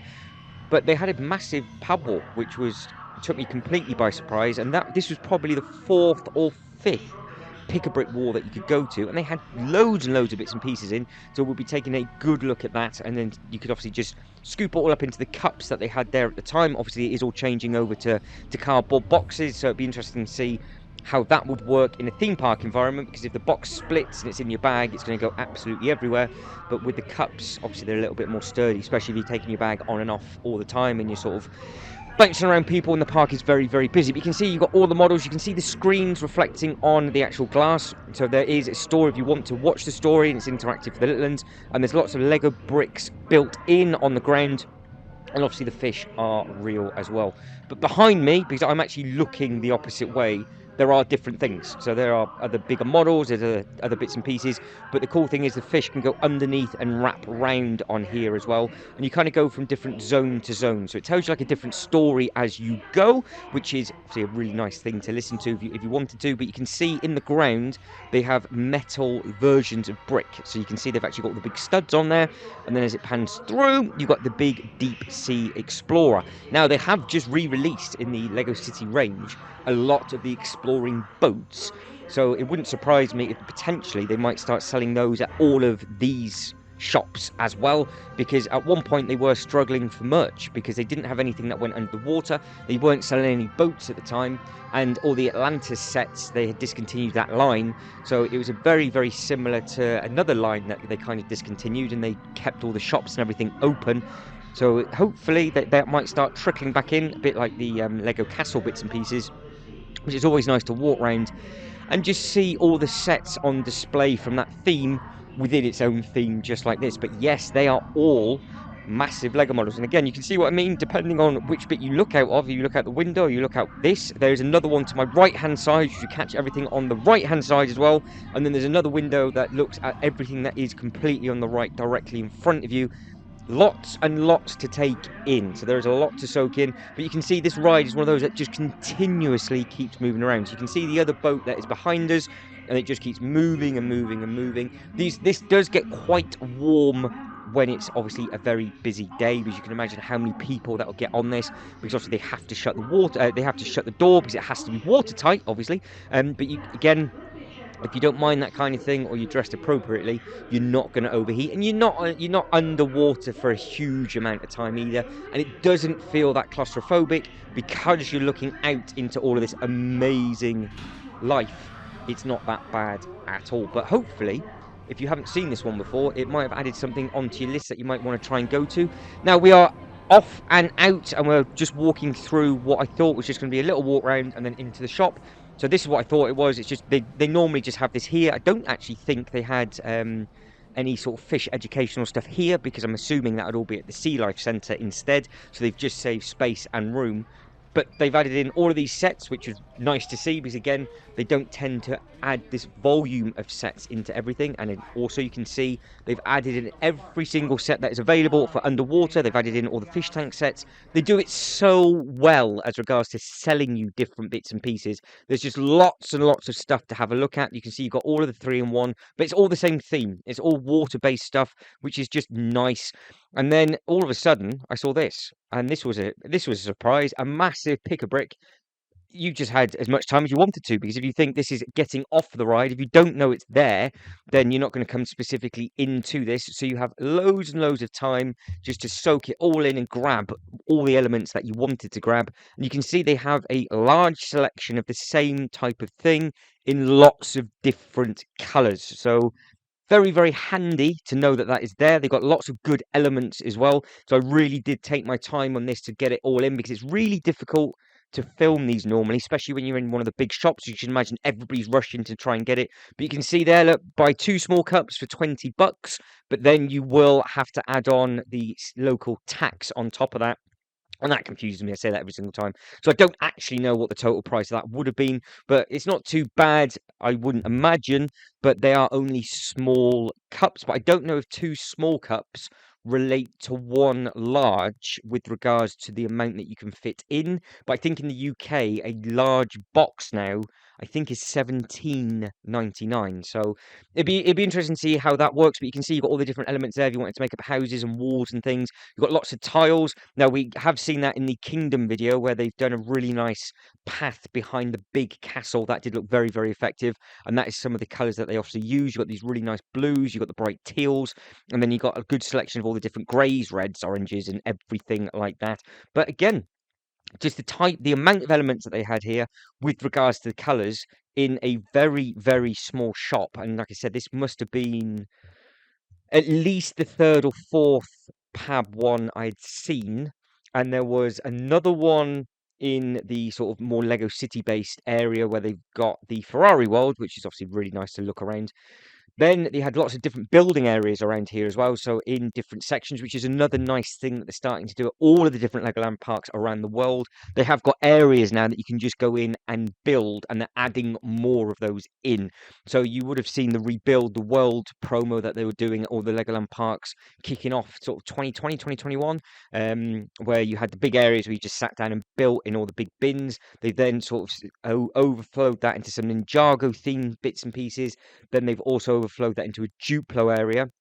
And now over at this theme park, they've actually done it as a space theme, and they've also done it as a dreams theme. And they've got big tables, big bins that you can just sit down, get out the sun, just rest your legs for a little bit, and then obviously you can have a bite to eat outside, and then you can just carry on. And I think that's very, very important that they're getting both elements mixed together.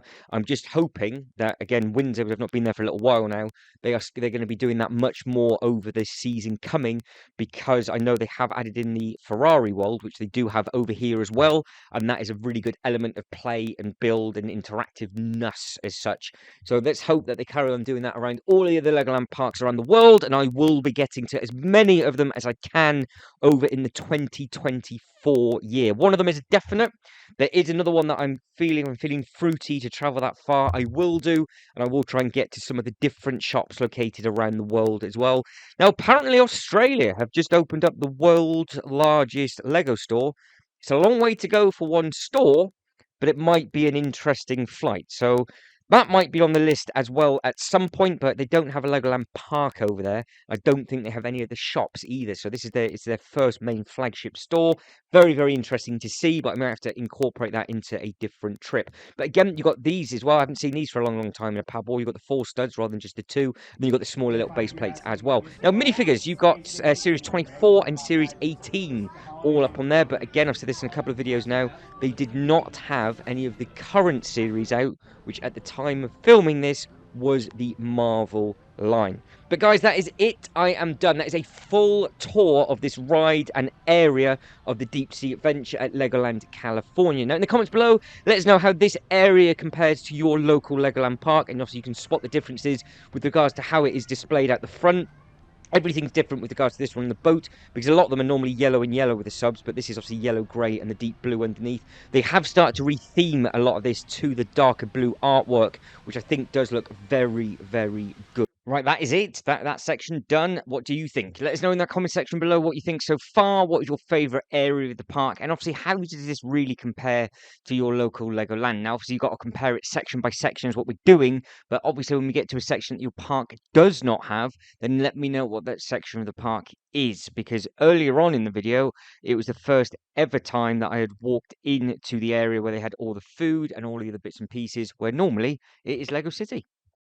Now, we've got lots and lots to have a look from. So we've got everything from ice cream that we've just seen just there, all the way to smoked barbecue and all the rides that are in between. Now, there is a lot this land has to offer. So this is the kingdom / knights or castle section, depending on what way you want to look at it. But we can see here there is a huge play area. Can't get too close because it was packed like it should have been, full of little ones. So if you do take smaller ones to this area or to this amusement park, there is lots and lots of the bigger ones and the smaller ones to do.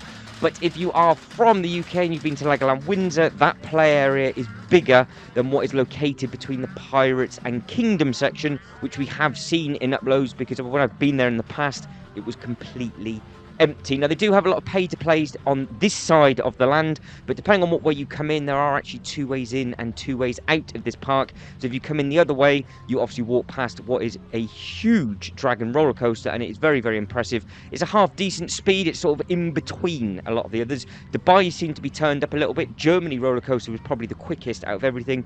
Billund is not too bad. Windsor just sort of ticks over. So I've managed so far to go on every single dragon roller coaster ride at every single Legoland park. So that is a box that I've managed to tick. Now, what is also a slight difference within this land, it's not just the size and the sort of variety of different bits and pieces, but they also have lots of models dotted everywhere. Some of them I've not seen before, and some of them are in just different locations, like these pigs, for example, and what they're in. I've seen both of these individually, but I've never seen them together within this section. So I've seen the cage in Dubai and the pigs we have at Windsor located in a different area. Now, this is the smokehouse, so this is the barbecue. Underneath that, you can see all the different types of wood that they use. So you've got the oak and different bits and pieces like that. Now, I do believe we're about to then move around and pan around to what is the jousting ride. Now, they don't have this at Windsor, but they do have this in Germany, I think. So this is the little horse thing that you sit on and you just go around, and there are lots of different models for the little ones to have a look at, which is a really nice thing. Now, this model I have seen before. Last time I saw this, I do believe it was at Legoland Dubai, because it was right beside the restaurant they had there, but they didn't have the sausages wrapped around the neck on that one, so that is a slight different on this one. But there are loads and loads of models dotted around this whole area. So you've got a big sat down place and a big seat in as well for the eatery. Now, as we pan up in a second, you'll see that you've got lots and lots of different pieces to have a look at in the windows. You've got the big dragon, you've got the other models like that. Now, we are going to have a very, very quick look at the inside. It was literally in, out, done. So pause it if you need to. That is the size of the restaurant, and that's all you're getting, because that is all I could film, because what I didn't realise is I was about to join the queue, and there was no way of me actually getting back out again, and it was really annoying. So that is all you get. But you've got the stage, so you can see that you've got the nice castle with the stage in front of it. That is something that they do not, I've never seen at any of the other parks. Obviously, they do have entertainment at the other parks, but I've never seen a specific stage for the castle section before. And then you've got photo opportunities absolutely everywhere within this section of the park. For this, for example, so you can stand there, big one, small one, doesn't make a difference. You can step back and get a nice photo, and that is what it will look like. So there could be multiple ones if you want to. I do like the fact that you've got all the different castle, the knights and the swords and everything, and the sort of helmets all at the back. And then you've got this trio doing what it's doing at the back there as well. And then, of course, you've got all the emblems dotted around on their shields and up on the wall. It does look very, very effective. So you've got all the different logos and the team colours, shall we say, which is always nice to see. It's obviously a very, very popular theme with a lot of people, and obviously with the Lego Castle coming out the other year as well, I think that's been selling well. So it'd be very, very interesting to see how Lego move forward with this theme, because it is a very, very big area in every single theme park. And they also do a lot at every single hotel room as well. And they even have obviously the Legoland Castle hotels. So it kind of makes sense that Lego bring back this theme, because it just worked well selling it at the different Legoland parks, and I think it will sell very well because it's just a nice thing that all of the little ones want. They want to run around with the shields, they want to run around with the swords. That's the stuff that they sell at the parks, but there's no real sets to go with. But you can see you've got this blacksmith. That is another set that they have just discontinued. That was a Lego Icon set. That did look very, very smart indeed. And we are still walking around. So like I said, there's lots of different models to have a look at. Lots of different photo opportunities to have a look at, which again is completely different to any of the other parks that I've seen. Then they have, again, some more pay-to-plays in the middle. Wrapped all around the outside is another eatery, and you've also got your toilet, and it's also the queue lines. You can see here that is the exit and entry for the Dragon roller coaster, that which did look very, very impressive, because normally, like you have to at Legoland Windsor, for example, you walk over the drawbridge and then you walk into the shops and then you enter the ride, whereas with here it is all combined in one grounds of the castle. So it made it out that you were walking through a kingdom market, which I think worked very well. But you can see where the exit was. Now we're about to have a look at the dragon entrance. And I think this is a little bit of an Easter egg to the Nexo Knights, because I think they used to have a Nexo Knights land here, and all they've done is they've just dotted that in there, and they've left that in there as a bit of an Easter egg, because I think that was a very, very bad failure and for a theme, which is a little bit of a shame, because they pulled out all of that. They had I think they had a TV show that didn't do very well. I don't think the set sold very well. They did look impressive, but nothing seemed to sell, and they just pulled the plug on it. Whereas with the Kingdom stuff, which is a land that they have all over, and you can see the Dragon roller coaster in the background. You can see this is actually the queue line that we're walking through now. To the right hand side, so we are in the queue line now, and there is like a picnic area just to the right hand side, which we will be having a look at in a little bit, where you can actually get some nice photos of friends and family, or just the actual roller coaster track itself going around. So obviously with the weather, I'm assuming it doesn't tend to rain here at all, because there is no shelter for the queue line outside. And then I thought, well, the queue's then going to be massive on the inside, because normally it is, because you queue up on the castle on the inside, and it wasn't. So the bit of shelter that you see now is all the rest of the queue line, and then you just jump straight onto the ride. You are literally by the entrance of the track. So there are massive differences with regards to the layout of the queue lines, because if you've caught the Billund queue line, you're not outside that long. You've got a lot of zigzags on the inside, but there is a huge amount of animatronic models for you to have a look at on the inside of that one. Whereas Windsor and Dubai are basically like for like. You walk up the flight of stairs and you walk around the castle, but you then do get a very nice view of an aerial shot of the actual land itself. So again, massive differences, but that's it, we're there. So it was a big surprise for me, but the inside of this did look very, very impressive. Again, the actual ride they're all the same. You go through, you have all of your nice bits and pieces with all the different models, then you hit the track, and then you just come back in. But I'm sure each one, they have a different story that they tell, and the models did look very, very impressive in here. And obviously this park has been open 24 years, I think, so I'm not too sure when this track and this roller coaster was added, but the actual models are in very, very good condition. They did not have a junior apprentice coaster like they do in other theme parks, but they do take you into what is a very, very impressive shop with a very good mix of Lego sets, socks, clothing, t-shirts, and a very good display, which we'll be having a look at, because there is the Lion Knights castle, and they've also used the 3-in-1 castle on display, which is something I have never seen at any other Legoland park before, and it's really nice to see. They do have this room to do this at Legoland Windsor, but I don't think, well, they haven't done it since I've been last. I am going to try and get there very, very soon into the new season when that opens up, before it gets too busy. But you can see they've got these big models sweating away in the middle, and it's obviously, that is a Lego brick built model. It's not a big plastic mold with all of the other swords that you can buy. And then this looked insane. This would be something I would love to do. 3-in-1 set at the front. You've got the castle opened up at the back. Now, it is enormous when it is open, and you can see that they've just used every single one of the 3-in-1s. So you've got all three of those, and then they've got the giveaway purchase in the front left, So that was a giveaway at one point, which is the one that I think I actually have, which I'm happy about.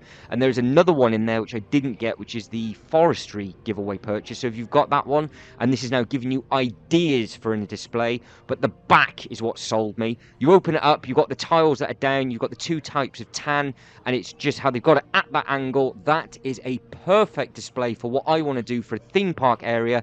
And all they've done is they've just added in the seatery and the sat down picnic tables, and they've just added in the minifigures at the back. But what I really appreciate is you've got little games that you can play in the back, because it said I Spy, and you've got to look for the different bits and pieces. Then at the front it tells you every single set that is included within this display, and then they give you the set number. Then obviously you can go off and pick it up and buy it if you want to, but you can see they've got the dragon down at the bottom. It's just a very, very nice touch, and they did that at the big shop as well. So they did all these kind of displays. By far, this theme park, this Legoland park at California, has the best displays I have seen yet.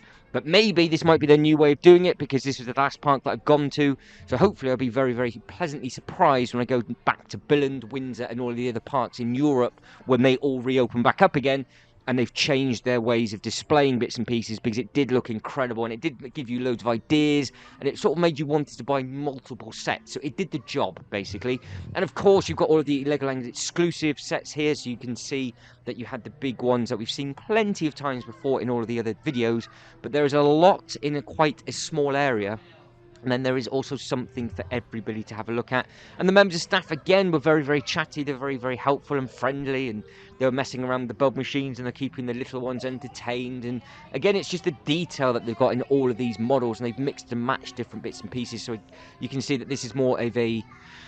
I'm trying to think what the actual terminology for that one is. It's annoying me, but you can see that you've got the little dragon at the bottom, which did look very, very cute, and you can see it's just got the little shop with the handheld sign, and you've got this one that is holding everything with all the different bits and pieces at the back. Now, moving on, you can see nice theming. You got all the beautiful weather as well. You really couldn't have picked a better day to go.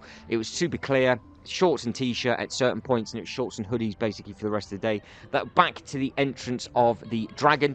So you can see what I did. I walked underneath the entrance. Now if you turn right, there is a building area where you can see you've got a sat down area as well, and then you can get a good look at the coaster that is going around. Obviously when you watch it back, it looks a lot slower than what it actually is. This one, like I said, it was middle paced. It's not supposed to be a massive theme park. If you're interested in having a look at the massive roller coasters, head over to the Universal Studios playlist and Islands of Adventure from Florida and California, and you've got all of the mega roller coasters on there. Those things are scarily big. But you can see you've got the Royal Joust, so you can see that is nice theming at the top. Again, lots and lots of Lego built bits and pieces with all the bigger plastic molds. It's a really good mix. Now you've got some more shops. You've got another chicken crown. So again, if you want to pick up your bits and pieces, you can do. Loads and loads of opportunity to eat.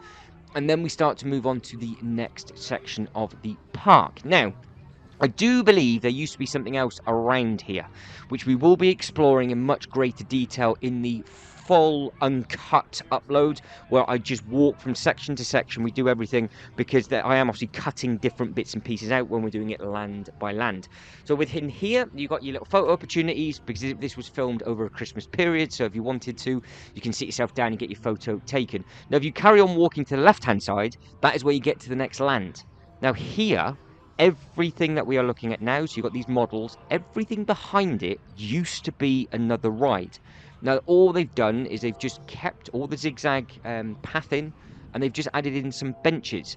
Now the ride looked enormous, so you could see what it used to be. The grass, I do believe, is where the ride used to be, and then you can see how the queue line worked, because you zigzag round. And you can, when we do believe in the uncut version, we will have a look at the entrance and exit. But there is your two queue lines. That's your black bit with the railings. That's where you would queue up, and then you'll go inside. So I do believe it used to be what they had at Legoland Billund, and it was the make your own ride up. They've just sort of kept it open, so I don't know if they're going to do anything there again in the future, but they do have lots and lots of room to expand, which is what they're currently doing at the entrance of the park to the left-hand side. But within each zone, they also have opportunities to do more bits and pieces. But I'd have been very interested to have known what the ride would have entailed.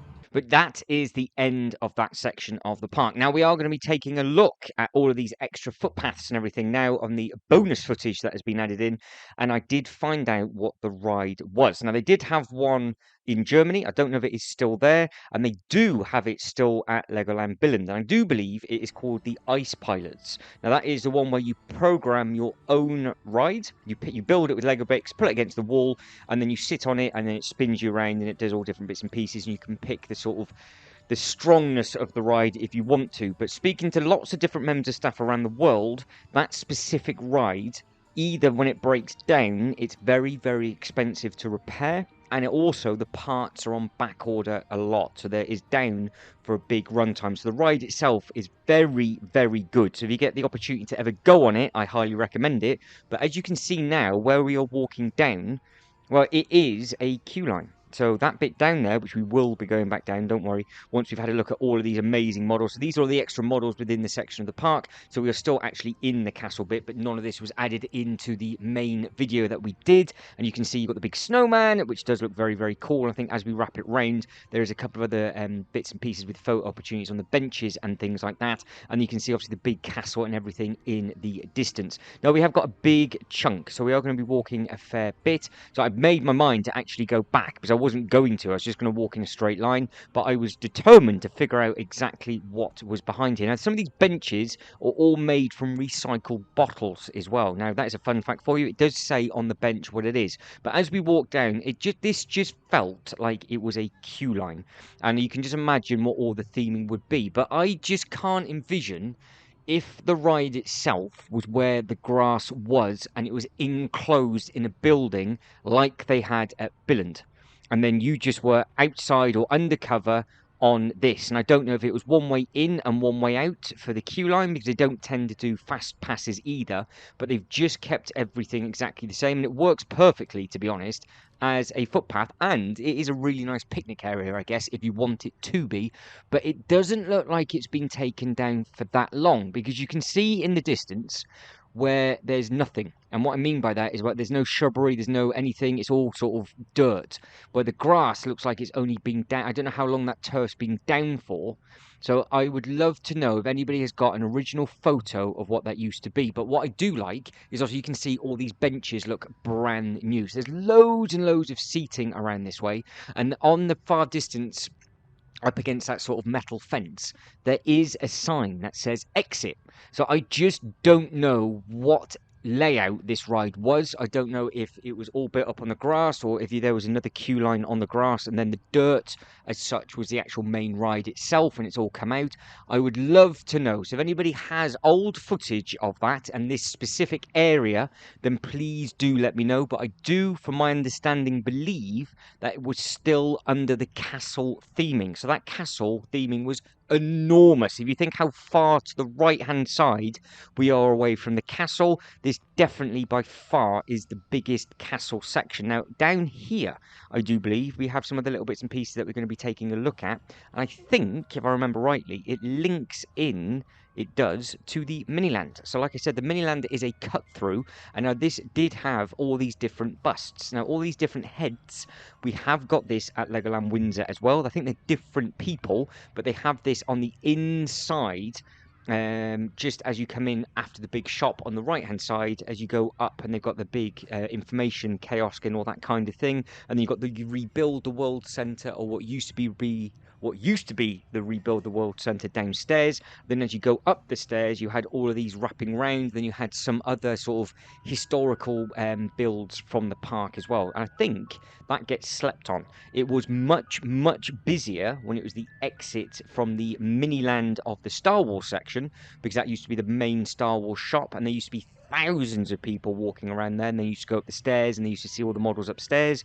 But now, unless you know it's there, or you're just going to run past it, or you catch it right at the very, very end of the day, it is not a building that is used that much. So it'd be interesting to see how much longer that stays open for. Because I do believe, and I've been told by some members of staff at Legoland Windsor, that that is now all offices now. So all the models have gone away and they've all been broken down, which is a shame. But what we are looking at now leads us into the top part of the Miniland, as you can see. And then as we pan up, you can see it's called the Block of Fame. So if you start from the bottom, that's what you would do. You do a horseshoe on the left-hand side and you come all the way back down again, whereas I've just come from the top. Had a look at everybody on the right hand side, and now we're having a look at the left. But like I said, there is models absolutely everywhere, and I love that. I love the fact that they make you look up in the trees, they make you look in the hedges. I am that kind of person that would spend my day looking for the Lego models. I quite happily walk around all day, soak it all in. The atmosphere at this park was amazing, and they had a full licensed Christmas music playing all day long. So it wasn't just like, I would say, cheesy music. It was actually proper Christmas songs, the stuff that you would pay quite a lot of money for the royalties, I would imagine. And they had that playing all day long, and that was very, very good. It really made it, because obviously walking around when it's super, super sunny, coming from the UK, it feels a little bit weird that it's end of November. I'm in shorts and t-shirt at this point. It's glorious sunshine, and there's Christmas trees up, where over in the UK it's either flooding or it's snowing, and it really feels like it's Christmas, whereas they made it feel like it was Christmas walking around here, and it was very, very special as well. But you can see all of them have got all of the names at the bottom, which I don't think I panned on all of them, because I think I didn't realise who most of them were. I recognise who Arnie was, and then I don't have a clue who she is, I'm afraid. So if you want to let me know in the comment section below if you can guess who all these people are, I do apologise, because I do not know whatsoever. But it's nice that they have this. Obviously, I know who Elvis is. So it's nice that they've got all of this here. And it's a really good use of space as well. Because, like I said, you can just come off from the Miniland up to this section. Or you can cut all of this out and head towards the Ninjago section. But that bit is blocked off. Now, I think that is obviously... that must have been potentially the back end of what used to be that ride. Because it's just quite bizarre that they block bits and pieces off within the park because they go to nowhere. And there's quite a few places like that in Legoland California. You can kind of tell that as they've expanded one way, they've taken out something from somewhere else, and as time goes by, they'll more than likely then re-add in new areas back into that park at a later date, rather than completely cramming one section of all brand new stuff, then moving on to the next section, and moving on to the next section. Because obviously when theme parks do that, certain areas do look neglected and the rides get quite old, whereas because they keep going from one section of the park to the other, it's really interesting to see how this is run as a business model, because everything seems fresh and clean. And it's really interesting to see if they're going to come back to this section of the park in a year or two once they have finished what they were doing at the front section of the park. Because I do believe there is now only one original ride left at Legoland California from when they first opened, and then after that everything has been replaced at least once. Now, that's not bad going for 24 years. This is now the 25th year, but then at the same time they have invested a huge amount of money into all of these different areas. Now, talking of different areas, I do believe now we are going into the adventure area. Now, this is where you have your laser shooter, and you do have a lot of your pay-to-plays as well. Now, this is a massive theme in every single Legoland park, including the hotels as well. It is everywhere, but for some reason, it is not a license that they do in Lego brick form. I don't understand why they don't do it. There's been that big uproar when the castle came out, and now everybody wants everything castle related. And I am sure with regards to the haunted house that came out, and it had the little Easter eggs for that with regards to the characters that we're looking at now, Johnny Thunder. And then also they've got the Easter eggs of Johnny Thunder in the new modular, I do believe as well, that it's supposed to be him from the old Lego sets in 96, 97. It'd be very, very interesting if it gets redone, because obviously the Indiana Jones sets they can't do anything with, because they've only done 3 of them and they pulled the plug, whereas they've clearly got all the theming here and they have been doing it for multiple years. So I really, really would like to see this make a comeback, because all of the play sets that they used to do and all the minifigures, all the vehicles and everything like that, they were always fantastic, super, super bright colors, and it just looked beautiful. Now, in this area, like they always do, especially again comparing it to the one in Billund and the one in Dubai, not so much in the one in Windsor, because the one in Windsor, no, they do. They don't. I'm trying to think if they have a soft play area. They do, I think, on the inside. They do all have the little drop towers. They're all dotted around everywhere. Every single one of them obviously has a laser shooter. That is what this is. So the Lost Kingdom Adventure, that is where you sit down and then you pull the trigger and everything. I did that. This is the older style that does not spin round on itself. It is just on the little track like they've got at Windsor, but you can see the queue line is not massive, which is fantastic. So it means you can just jump on and get back off again. But this one has the little bouncer, I think it's the something bounces it's called. So that's here, and then there's a big soft play area here like they've got in Dubai. They've got an eatery here like they've got in Dubai as well.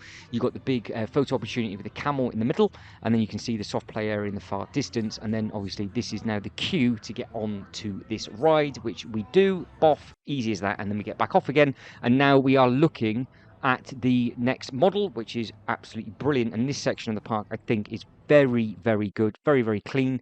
And they have got a surprising amount of models. Now, all the models that you're looking at are characters from the sets. You used to be able to get the TNT thing. You used to be able to get her in minifigure form. I have all of them, and it'd be very, very interesting to see if they bring it back. But now we're moving on to the next section of the park. Outside Project X, which is the big Lego Technic roller coaster within this section of the park. Now, the day of me filming this was not operational, but I am not too sure if it was down for standard maintenance or if they're going to be doing some other different bits and pieces to it. Because as we pan around and have a look at the front, there is a thing on the front of the door there where you've got the blue door with the shush symbol, and it has some secret bits and pieces underway. So it'd be very, very interesting to know, if you have been at the start of the 2025 season, what is occurring with that. Now, that model, I do believe, is also at Legoland Windsor as well, but I think they might have a slightly different bunny on the inside of that. Now, going back to the ride itself, it did look like it had a different track layout to the one that they got at Legoland Billund, and a slightly different layout again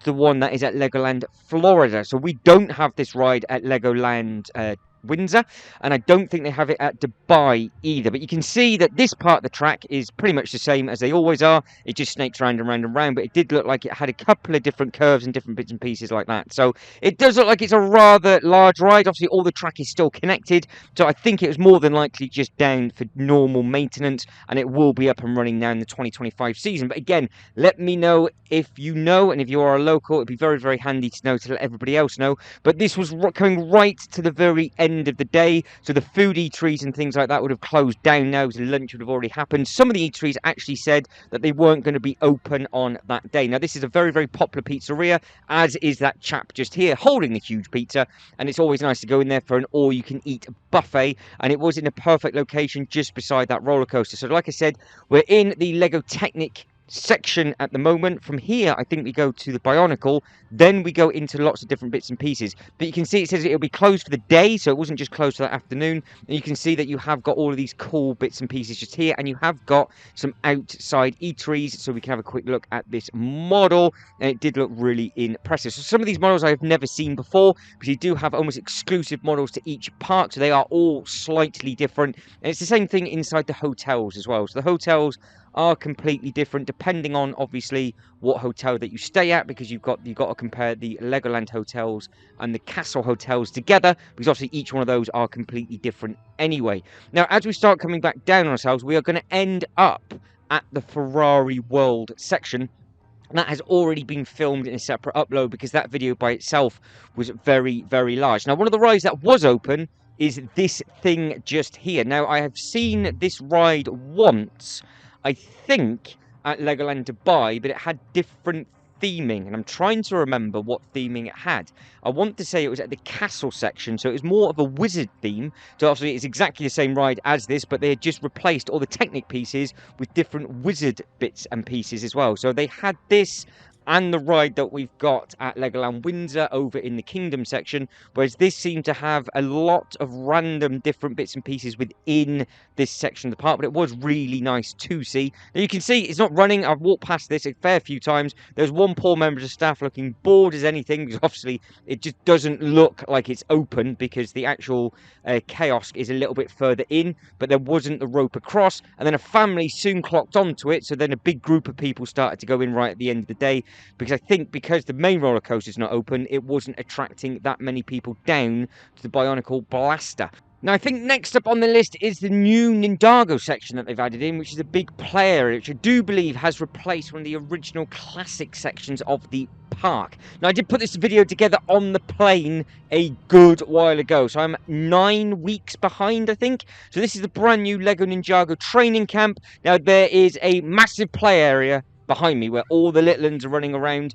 Obviously, I'm not going to be filming that, so we have just walked straight through, and then we are now having a look at the much larger models. Now, these things are very, very detailed. They did look very, very good. And I did say in the Ninjago video, I wonder if they're going to update the Ninjago models, and they have done in the new section. So if, as and when they open up a new park, I wonder if this is going to be the models that they add in going forward, or if they are going to replace the OG classic outfits, shall I say, with regards to them being in Billund and Windsor and places like that, with this new style of model, because these do look very, very effective indeed. And it's obviously nice to see brand new models added in. But if you are coming around this area of the park and you want to go down all the slides, it is enormous play area. It is probably bigger than the pirate one that they have got at Legoland Windsor, and I do believe this has only just recently been added in. Like I said, I spoke to a member of staff at the very end of the day, and lots of different bits and pieces have actually been replaced recently,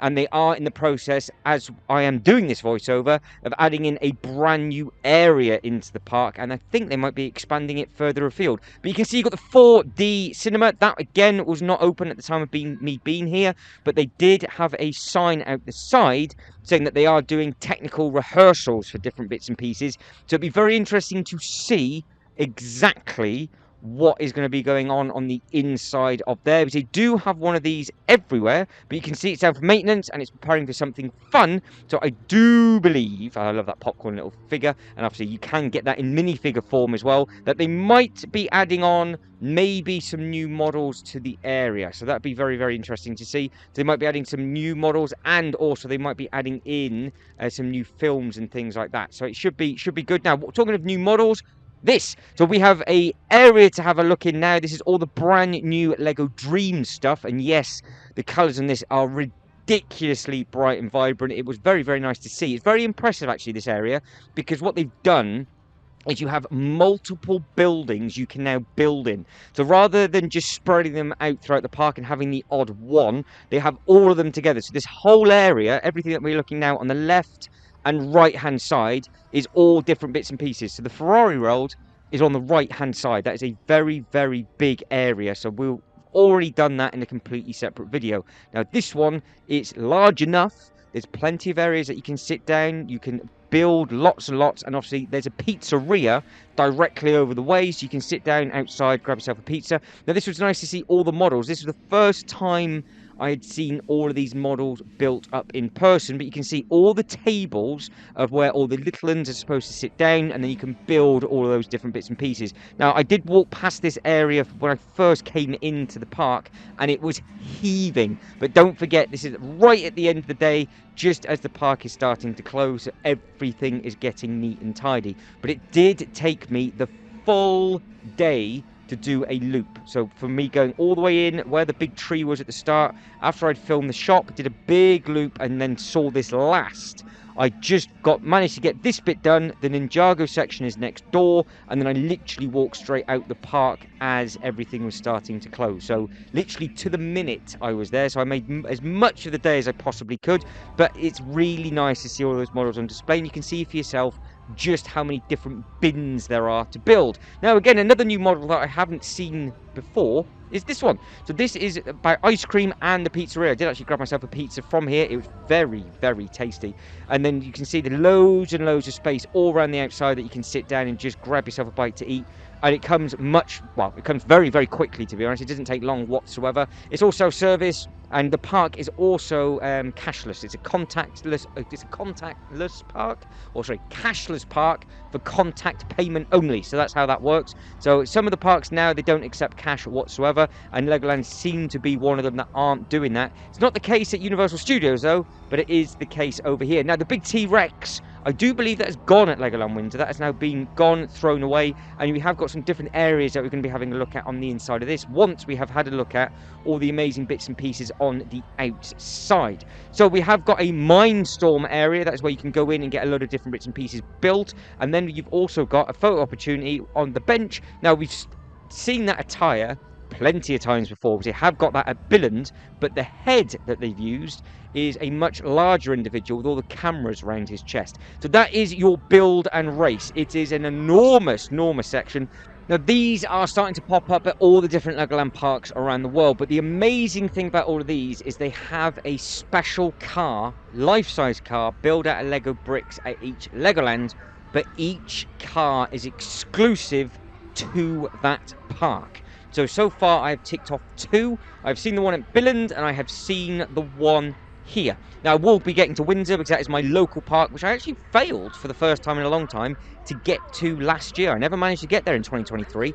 So I will be going there in 2024 for sure, and we can have a good look at the areas. Now, the only hard thing about this is depending on the layout, sometimes you can't see what we're looking at now. So in Billund, it is almost impossible to stop and read when there's a lot of people about, because they've actually put seating and benches in front of all of the writing underneath, so you can see across the strip is actually covered, so you can't actually see what you're supposed to be looking at. But that is the main event. That thing is outstanding. It is a beautiful car, and it's a perfect photo opportunity. If obviously you want to get your photo taken, you can do, and then you can then just crack on and go over to the other side and get a load of different bits and pieces built. Now, again, because I managed to come to this part of the park at the end of the day, because this was the first time me actually walking in here, I assumed it was going to be exactly the same as Billund, and it was completely different. And the inside, I was the only person there. So I managed to go in, film everything, which is always really nice to do with nobody there. And then now at least you can see what you're going to be walking into at any of the other parks around the world, because the likelihood of me ever getting into this place again first as a group, so you can see the people that are following me, but I was leading this little group of people, and then just walking in to where all the bits and pieces are for the build and the race. Over in Billund, it was impossible. You could just go in there and sit down and just obviously see all the different bits and pieces. If you want to, you could build your car and get it down the ramp, but there was hundreds of people in there, and also it was completely full at kick-out time as well, because what they'll do is they'll shut this about 45 minutes to an hour before the park closes, just to start getting people out, so they won't allow anybody back in, because obviously they start to close the ride staggered, and then the last thing that is open is the big shop. Now, every time so far I've gone over to Billund, it is such a popular area, and it is also the most popular area at the Lego house as well. So it'd be interesting to see what they are like further afield and the other parks around the world. So depending on what your local park is, let me know what car you have outside the front. Now we are walking back up past the Mindstorm bit, which is where the big T-Rex is, and I do believe we are going to finish, I think, on the space. So that is between the Dreams and the Minecraft. So there we go. Those doors that look like they're closed, and you've got the beating heart. That was a pretty cool thing. You could go in. So decided to go in and around that. I think that was the exit, and this is the entrance. Now we've got the Lego Space, which I do believe now, with all of the brand new space sets, every single set in here will now have to be replaced with the new sets that came out in January of 2024. So somebody over the Christmas period would have had to have thrown all of these away, or take them home, or recycle the pieces obviously, and then put all the brand new bits and pieces in. But again, with the dioramas, they do the dioramas the best here. Their model display team is absolutely fantastic. So no matter where you're at around the park, there's always stuff to have a look at, and there's lots and lots of information. And they have got, I think, we're about to have a look at the Duplo. Yes, so this is all some of the current sets or older sets, I think. So what we've got here, we've got the missions, so that's the Lego City missions, and then we've got the creator, and then you've got the little, oh, it's sort of just 3 in 1. So that is all 3 variations of that. Then you have all of these around the outside. I am in a little bit of a rush because I wanted to get to the Ninjago section before the park closed. I had about 25 minutes left, and then obviously everybody starts to leave. And it was honestly amazing how long it took to get around the park, because obviously I film everything. I wasn't expecting to get as much filming done, to be honest. I just went around there to have a look, And yes, it's very, very successful. So you can see all these bits and pieces on the inside. That is a very, very nice display, and they also have the large space rocket. But I'm assuming around the outside or in the middle of that bit, it's either a race that you can do or it's something that you can do with regards to building, because it did look like it was on a slope. But round the outside of everything is where all the building bins are. So you can see there are a couple of people building in the background, and each one of those bays where it says Lego City Space, you can try and build your own space rocket. So these things here, loads and loads of Lego bricks, and you've got different steps to try and build different things. So that's how you build a rocket. And then I think there's a couple of other ones that you can do as well. So it's pretty cool, again, that they've got this in here. So it's perfect if the weather's bad or if it's too hot. You can just come in there. I do feel sorry for the member of staff because you're going to have to take the pieces apart every single time and then put them back in the actual bins. But it'd be interesting to see what it is like with the new city space sets coming out. Now, back up to the pizzeria, having a look at the rest of the models. This must have been at the time I had actually ordered the pizza. I did like the bird eating the pizza on top. So there's a big seagull taking a full pizza slice away from. All about Ninjago. So we've got lots to have a look at, including all the models. We've got all the eateries and all the different activities and all the other bits and pieces around the outside. And we can start to compare this one to the other Legoland parks around the world. And in that comment section, let us know what your Legoland park is like for its Ninjago or Ninjago World, depending on where you are from. So all the models we have already seen from Legoland Windsor and Legoland Billund, but they are located in a different place. But you will also notice that there's lots of tables and chairs around the outside because they have quite a lot of eateries as well. So with regards to all the activities, they are exactly the same at every single Legoland park around the world, but again, the scale of them are completely different. So if I remember rightly, Legoland Florida has a huge speed and reaction gaming wall. They've got them all dotted around, whereas this one do have them, but they've only got two, I think, and it's in the far corner, which we will be taking a look at in a little bit. Now, I think Legoland Billund is slightly bigger for its Ninjago section than California, but California is a lot bigger than Windsor. I've always found Windsor a little bit tight. So as we go around, again, let us know how this compares to your local Legoland park, and also if there's any differences as well. So again, we always come in and see Woo at the start. The dragons are always located in a different place. Billund's on the outside. I think Windsor is by the boat ride, I think, and obviously this one is located where this one is. So you can see that they've got these things here. They're the little activities where you can jump on and do some little bits and pieces with. And then there is a huge rock climbing wall around the outside. And again, we've seen this one already at Legoland Billund. It is the exact same model. It will be very, very interesting if one day they update their outfits, because I think these outfits are from one of the older series, whereas now we're well into the TV show. So we wonder one day, or when they open up a new park, if they will have any of the new attire on instead. But you can see you've got Woo's Warehouse in the background, so there's also the speed and reaction walls behind that as well. So there's two of those side by side. They're always a good bit of fun to play, because you can try and get as many points as you can. And then again, you've got all of the other models dotted around. It is a really nice, spacious area. And you can see just how short it is. Again, that's something different with regards to the artwork going across with the LED screen. That's the first time I've ever seen one of those saying that it is open. And they do have that actually at quite a few of the other little bits and pieces. Now, a good thing is, even though we've already seen one of these queue lines before, it is all completely different order as well. So again, if you've been in it, start to think, well, that wasn't there, I've seen that, but it wasn't here. And it's another massive, massive queue line. It seems to be that obviously when in the summer, this ride is extremely popular and the queue is always massive. It is huge. I would dread to think how long a queue would be if it was back to back. There is lots of different bits and pieces you can actually have a look at. There's other activities on the walls that you can play. It does show you how you can actually do it, and you can do the different bits and pieces. So it tells you lots of information with regards to how it all works.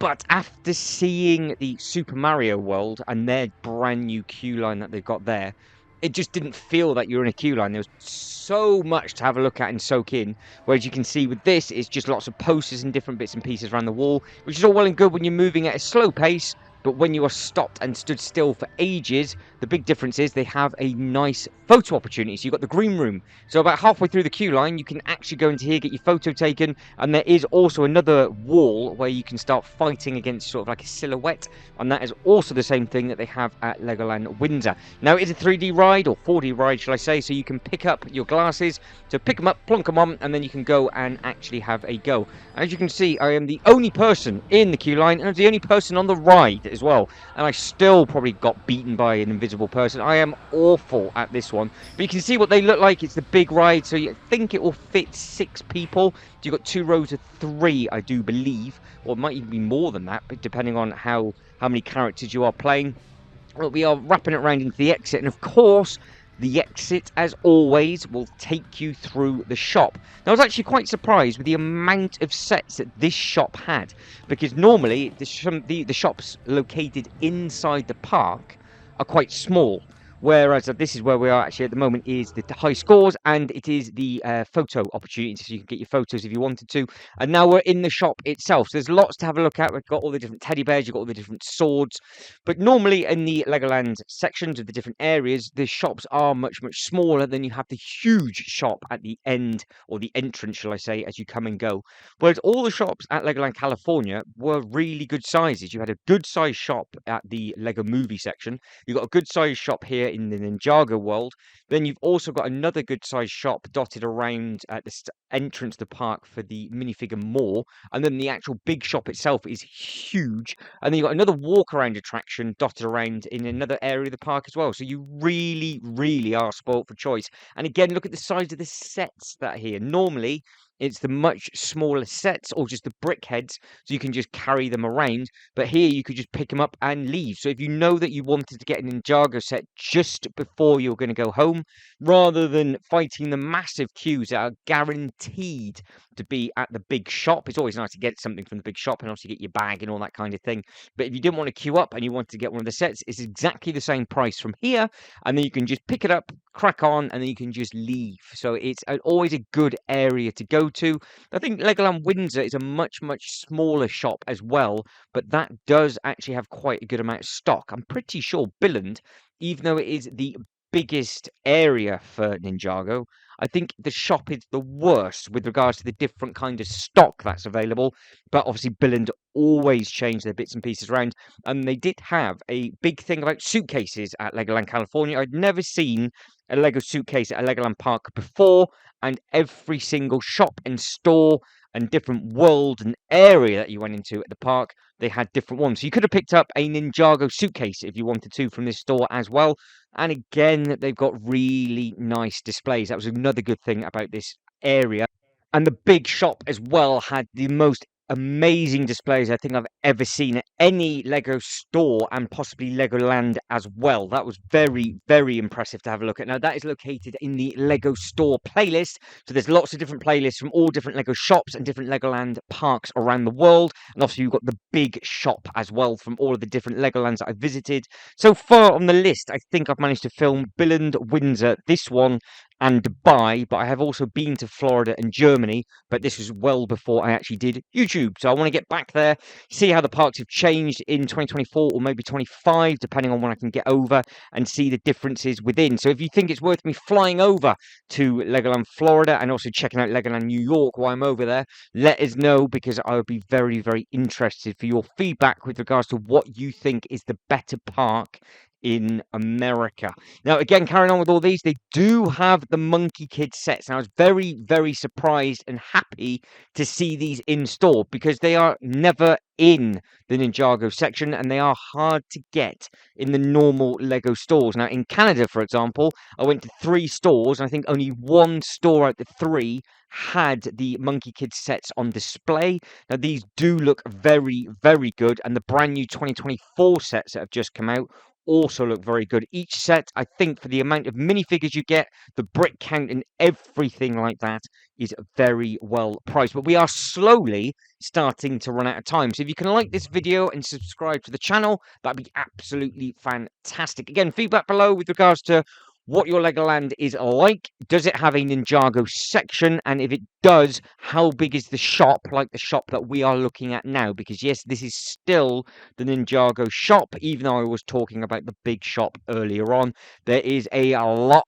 of different bits and pieces, and they also had the Legoland exclusives, and of course that Legoland exclusive does include a Ninjago ride, which is obviously always nice to see, and that set on display looked nuts. It was really nice to see it, but it was actually sold out, so you couldn't even get it from this store. So obviously people were buying the bigger sets from here, then obviously taking them home. But this was filmed on the run up to Christmas, so obviously they will be getting tight for stock and all of that kind of thing. Now, if this is a theme of yours and you do like it, you're sport for choice with regards to the backpacks, t-shirts, bags, hats, anything and everything that they can print, they will do it, but you will not be able to get it anywhere else apart from online and at the Legoland parks, because it is very, very rare you'll see something like this in your own local Legoland store, including these minifigure packs as well. So there's lots of differences at the Legoland parks with regards to minifigures. Obviously, you've got the pad walls, you've got the minifigures and more stores, you've got all the backpacks, and then you have got lots and lots of exclusive, which are right at the back behind the till where that Coke fridge is. But now we have finished the Ninjago tour, and it is all brand new stuff that I have yet to add to any of the videos for the next half an hour. And I have absolutely no idea what is coming, but what I do know is that it is starting to get darker and darker, and the lights are starting to shine through, and it looks spectacular when it is all lit up at night. So we're in for a right treat for the next sort of half an hour. After the half hour has passed, what I will then do is I will add in the two shops, and then right at the very, very end, I will add in the last ride, and then that'll be me done. So I've only got another half hour of talking, and then you are back to old voiceover footage, but we are already at the 2.5 hour mark, and I'm speaking for the next half an hour, so you can see why I've had to try and do it how I've done it. Hopefully it hasn't been too annoying and I haven't repeated myself too many times, but again, it is what it is. But we are back right at the very, very start, walking up the same entrance way, coming to the section of the park with the roller coaster on the left hand side. I said we'll do a full loop and come back round this way to see exactly what this looks like, and I do believe we end up going on the ride. I went on the ride, it's a double loop coaster. It is a cool thing. It's quite speedy actually. I want to say it is bigger than the Dragon Apprentice at the Legoland Windsor, but it's not as big as the Dragon Ride because they've already got a Dragon Ride. But I have been on a similar themed roller coaster ride before, and I do believe that was at Legoland Florida, but that was a wooden roller coaster, because I do believe Legoland Florida is an old theme park that has just been themed with the Lego theming, rather than this is all built to it. But you can see how cool that is, because you walk underneath the roller coaster track as you go. It is a completely different layout track to anything that I have seen at any of the other Legoland parks before, and again the theming is very, very good, and it is very, very strong. So I would imagine when all of the new sections are built up, if all of the new sections are going to go to dinosaur related stuff, that would be a phenomenal section of the park. It'd be so, so popular, and it would be interesting to see how they design it and what are the sets they release with it, because if the areas that are closed that we saw at the start of the video are going to a new theme, that means this will have to be rethemed, and you're going to lose all the dinosaurs, because if this by itself does now not make sense, and it wouldn't make any sense on the map either, because on the map it is technically all one thing. So let us know in the comments below if you are from the future, but that is us going onto the ride and then getting straight back off it again, and then you can see all of the different bits and pieces around here. Or we actually still might be making our way to the entrance of the ride. Like I said, it's been a long, long time since I saw all these different bits and pieces. I know to the one side, no, that is the ride, so we have just made our way off it. Directly behind me is get your shovel and you can begin your adventure. So this was a cool thing. You got given like a little bucket and a little brush, and then you had some bits and pieces, and you're trying to find some bones and things like that. So whereas again, comparing it to what they've got at Legoland Windsor, where you're going for gold, where you're digging the water in for gold, this is something completely different. But everything that we're looking at now is all blocked off, all the way up to the Lego Movie World. Now, it would make sense that they keep all of this the same theming, but do you think that they're going to go for a dino theme? Because obviously this used to be, like I said, the Fairy Tale Brook ride, which looks huge. It was on the map, it is absolutely massive. So it'd be very, very interesting to see what theming they go for. So if you guys and girls can let us know in the comment section, that would be fantastic, because hopefully by the time you come across this video, this section of the park now might be open. So like I said, we are just doing a loop, and it's just snippets of stuff that I couldn't film when it was really, really busy. We have already been around this area already, but none of this I could film because it was just packed of families getting a photo taken. But we are really close to the little driving school, so we are not too far off the little Duplo section where we stood and we first started as you pick up the signs to go to the Miniland. But you have got a lot of photo opportunities with all of these larger models, and all of these do look very, very good. So that one, I don't think I've ever seen that before, because that is obviously a blind minifigure with its stick. But you can see what it looks like with all the lights and everything popping through, and it does start to get dark quite quickly. So you can, like I said at the start of the video, if the park was open just one more hour, or I went a week or two later, so it got a little bit darker at night, I think it would have been really, really cool to see all of this lit up. I've only ever been around the Miniland once when it was pitch black, and that was at Legoland Billund for the Halloween, and that was when it was open till 9 p.m. and it got dark at 6. So you could walk around the whole park for 3 hours with all of the special lighting that they had added in and all the normal lighting that was already there, and it feels like it is a completely different park. But again, as you can see, we're up by the water, so the rides are still going. We're probably about half an hour until the park actually closes, so all the rides are still running. That is the tour ride that you're going to be going on back in the glorious sunshine of the morning that I actually filmed that.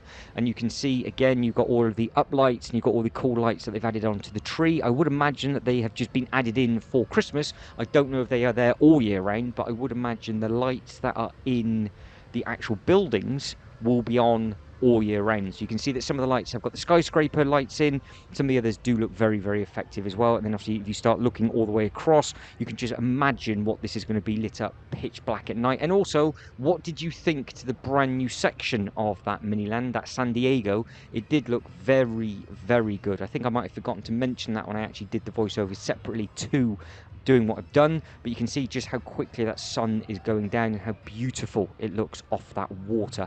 So I was very, very lucky. To be honest, like I said, it could not have been a better day, I don't think. There's nothing that could have made this any better. Apart from, well, actually, no, there isn't actually anything whatsoever. So I'm just glad that I went on the day that I went, and it was absolutely spot on. So we're just going to have a very, very quick loop and just basically use Miniland as a cut through now, just to see exactly what this looks like lit up at night. So if you want to see what this looks like lit up at night, then obviously stick with me, because it does look very, very impressive. And this is actually the first time I'm watching this back in 4 months. So it's taken me that long to get to getting this video together, because I am far too busy for my own good, and I cannot remember what is coming next. I don't even know where we go after this, so that's how bad it is. So it's going to be a shock to me, and it's going to be a shock to you. But again, we can play the games with Santa on the roof, and you've got all these amazing T-Rexes. Now, the uncut Miniland video is longer than what you saw in this upload, because I took all the T-Rexes off when I used the other camera to do all the zooming in footage. That is on there because I know I would have said it, and then I added it in at the end of that video. I just took that off because I knew that we would be coming back here at some point. I just couldn't remember when it would be. And again, you can see what this looks like. I think this looks really, really nice with all of the other bits and pieces. You've got the UFO going around. Now, that is obviously an Easter egg to a theme that used to be out, and I wonder if that will ever come back out, because they seem to be, they as of me doing this, the weekend of me doing this voiceover was the giveaway purchase for the space set. So that, if you want to put a reference and time stamp on what part of the year we're from with the Lego giveaway purchases, people would have just been receiving now, if they ordered it on their website a week ago, the giveaway purchase for the classic space set, and it's the mini micro space set that came out. So I wonder if they are going to go to that version of the space, which is all black with the translucent green, which did look really good. I think I got one set of that when I was younger, and I think it's somewhere It's somewhere in there. Now you can see further afield what we are looking at. I think that is the Ninjago area a little bit further up with regards to the play area. And it's just getting to that light now where the camera's actually starting to struggle, because it's not bright enough from the lights for it to pick up the light, but it's not dark enough either.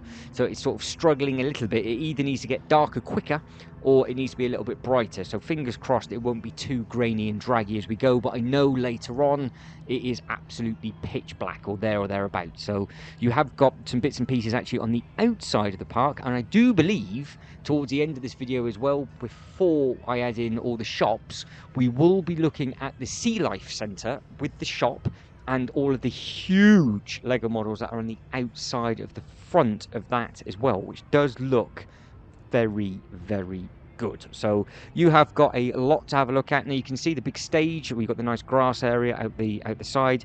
That again, I would imagine will be a very, very popular space for people obviously performing and everything like that. Now that is another area that they obviously do have at Legoland Billund, and they've obviously got that same area again at Windsor, and I would imagine your local one will have it as well. When I get myself back over to Dubai and then do all 3 American theme parks as well, I can then start paying a little bit more attention to the structure of what they make sure each park has, and then what area is obviously different in their bit. Because Legoland Windsor, like I said, I think is going to be the first theme park to have a dueling roller coaster. That is coming out in 2024. But also Legoland Germany has just had a huge roller coaster added in for their Mythica section. So it seems to be that maybe every single theme park over the next, say, 5 to 10 years, will be having a Mythica section.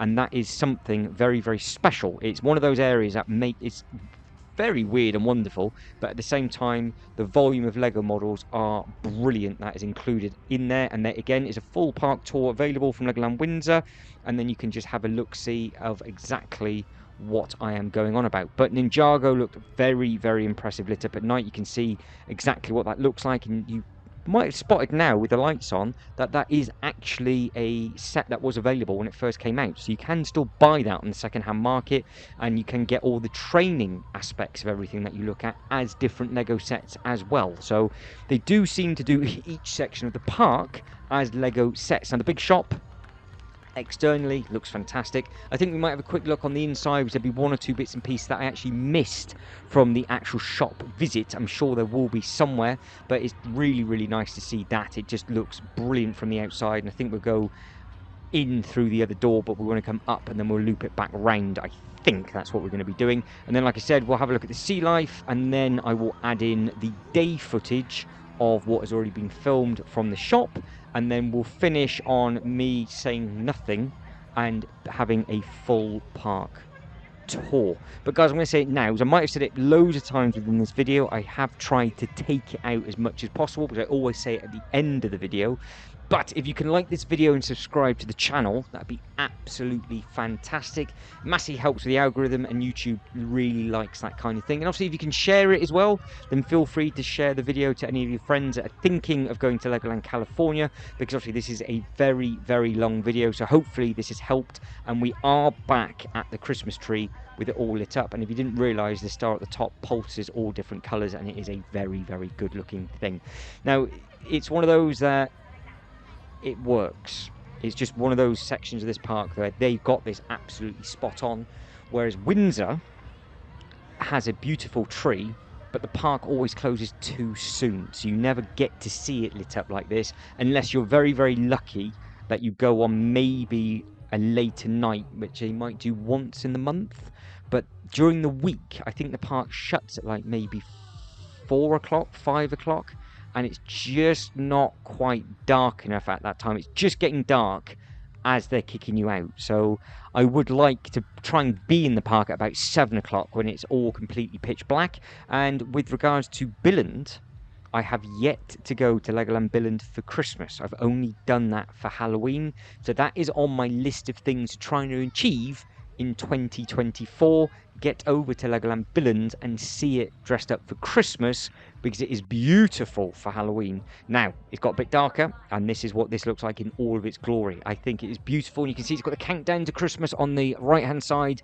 We are 20 days away from this being filmed until Christmas, and it does look so good. Now, this is the other shops. These are all the other little bits and pieces. Loads and loads of beautiful theming all dotted around. Like I said, we're going to go into these sections of the park at the end of this video, just because it's going to add on a huge amount of time. And now I'm not doing a full voiceover on it. You guys and girls can just have it in one massive video. But we are leaving the park, which means we're going to be having a look at some of the models that we would have seen in the Legoland hotel upload, which would have already been uploaded before this video has gone live.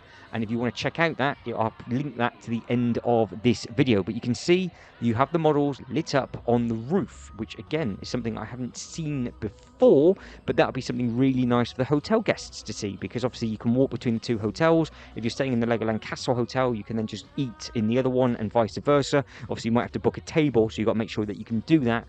But just as you're cutting across, everything's really bright, it's really vibrant, it looks super safe. So we are on the outside of the park now. So all of this is just extra theming that they've added in. So you would not need a ticket to see this. For example, if you were just checking out of the hotel to go home, you could get yourself some photos of where I am now before you got into the car to leave, which again is a really nice thing that they've done. They've added in all this extra theming, and you've got your photo opportunities dotted all around, and obviously they've got the welcome, and they've got the big sort of famous now Lego sign like you see dotted all over the place. So you can see the big Legoland California, which again, super clear, and it does look very good lit up at night. So that actually might be my screen grab, maybe, I'm not too sure, because we got the welcome underneath, but I don't think you're going to be able to see that in a photo too well. But I think it kind of makes sense of exactly what it is. So I can just put Legoland California and then just put a full tour. But Sea Life. Now, Sea Life is a separate ticket if you wanted to it, and also they do obviously have their own water park there as well, which you would need its own separate ticket for. That water park was not open at the time of me visiting, but this was all open. So the shop and everything was open, and you have these massive models on the outside. So if you have been to this Sea Life Centre, do they have the Lego models in the water like they have done in the sort of like the aquarium walkthroughs that they've got at the Legoland Park? So I'm quite surprised that they have got this here as well as the Deep Sea Adventure, because the Deep Sea Adventure, like I said, they do have a walkthrough and it is powered by Sea Life. So it's really interesting. They have that ride, they spent all that money on the ride and all those fish, and then they got this as well. I don't know if they obviously share the same filtration system and all that kind of thing to try and bring the cost down, but this area looked massive. And like I said, it's its own separate park, its own separate ticket to get into this section, and you're not going into the park to get to this part of this section as well. So is it worth it? But you can also see that they have brought the minifigure trading post back, so you can swap your minifigures over. They used to do this pre-COVID, and they haven't done this for years. It's a special thing that they used to do at all of the Legoland parks, and there was a lot of like rare CMF minifigures in there, and people building bits and pieces up from the pad wall and swapping them over. You can see what minifigures were available at that time, and now we're looking at the Legoland Castle lit up at night. And it is very pretty. It's a beautiful building. It does look very effective, as you can see. And then you can also see all the models and everything that are on the outside of this. Now, some of this footage, you would have already seen it potentially if you've already watched the Legoland Hotel video, but not everything has been shown. But this does look very good indeed. But what I am now going to do is I'm going to end my voiceover, and we're going to add in the 2 shop videos, and then we are going to add in the main ride at the very end. So guys, again, if you can like this video and subscribe to the channel, that'd be absolutely fantastic. But as always, thank you very much indeed for watching. So I'm now going to finish my voiceover and go to something that has already been pre-recorded, so I won't have time to thank you again. But as always, thank you very much for watching. You lot take care, and I hope to catch you next one. Ta-da.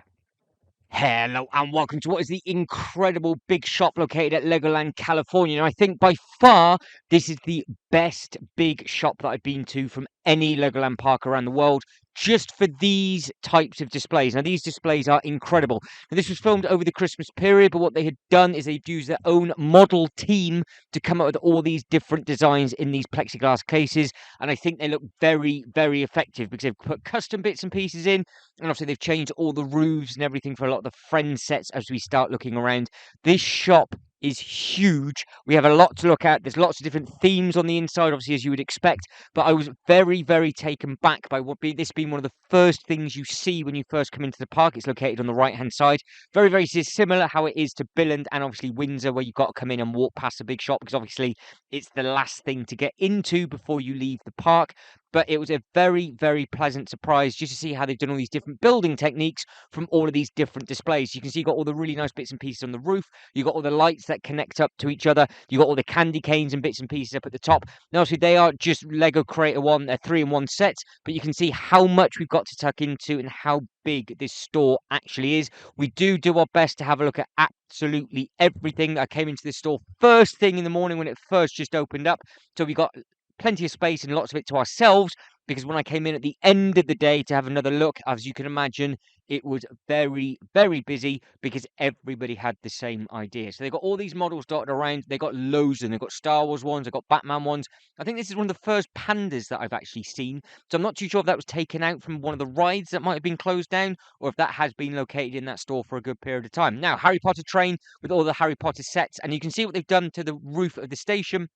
They've added in all the snow at the top, and then they've added in all the other bits and pieces from Diagon Alley, as well as the other side of the park. But what I do like on that is also the ski slope. What they've done is that they put both ski slopes back to back. So there's actually two of them at the top of the mountain. Then you can see all the minifigures and everything in front of it. And then I do believe that is the up house without the balloons on, which they've just added snow onto as well. And obviously they've done all the custom displays. Everything is minifigure scale. And they had these dotted around in lots of other shops as well. So there is a full tour from Legoland California somewhere available in the playlist of Legoland California. And obviously this is in the Lego Store playlist as well. Now, I was amazed to see the amount of Lego Disney minifigures they still had. Now, this was filmed at the end of 2023. Those minifigures have been sold out in the UK for months. But for some very strange reason, they did not have the new box CMF Marvel figures.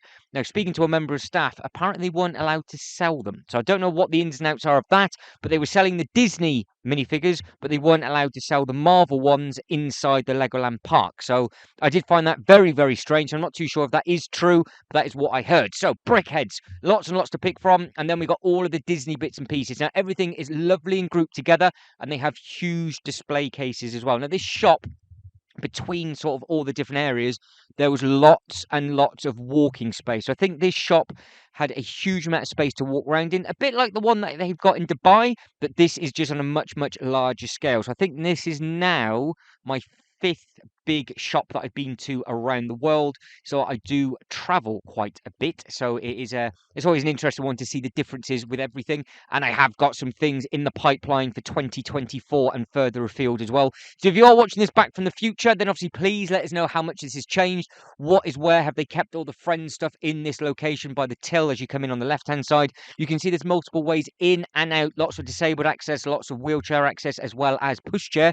So obviously the slopes and the ramps are nice. And then again, you've got all the space bits and pieces with the puzzle, and then you've got the big space figures as well. So they did have some new models that I haven't really seen before, which is always a really, really nice touch. It'd be interesting to see how much they rotate around. Now, what they tend to do, like they do in lots of the different Legoland parks, they add in lots of different clothing as well. So you could get yourself a nice Legoland California t-shirt with it written on, or you had the minifigures on the t-shirt. So you can see there, they were the space minifigures. Now, from there, we're moving into all of the 3-in-1 range that was currently available at the time. A big selection. So just remember, with the 3-in-1, what you're looking at on the main box is the main build. Then there are two more pictures located on the right-hand side, which is where you can basically make up your own variations of bits and pieces because you will have some spare bits left. Now, that is all the variations of the Space Coaster. So you've got the track, then you've got the rocket and the other bit. Now, it does look like that, but they've used half the track for the Space 3-in-1, and they've still managed to do the other two. Now, I don't know if that is a thing that you can do. So I'm going to do a research on that because I have that 3-in-1 set, which I've just smashed completely by mistake. but I do like the other two rides that are included, just like I love all of the Monkey Kid sets. So I'll keep you up to date with that and see if you can actually build all three rides, but just not have all the roller coaster track, because that is the case. That would be perfect because I can just customize the smaller track and still have all the space stuff around, and that way it won't take up as much space. So I'm glad that they've done that. So I will. That might be a future 2024 project. So you can see huge amount of Monkey Kid stuff before we got into this massive Ninjago section. Now they had every single theme available that you can get on the Lego website, and they also had bits and pieces that you could not get on the UK Lego website, such as a giveaway purchase that you have to be there for a brand new store opening, and they were just selling them just by the till. So that is one of the things that I picked up, and I'm very, very glad I did, because it means now that I have a very expensive giveaway purchase for something like $15, 1 5, which I asked them if that was a mistake, and they said no, they had it in for months. They actually sold both variations of Lego stores, the giveaway one and the normal one that you can buy. So I was very, very surprised by that. And then we are carrying on into more displays. So you can see that they've got a bit of a disaster one going on with this.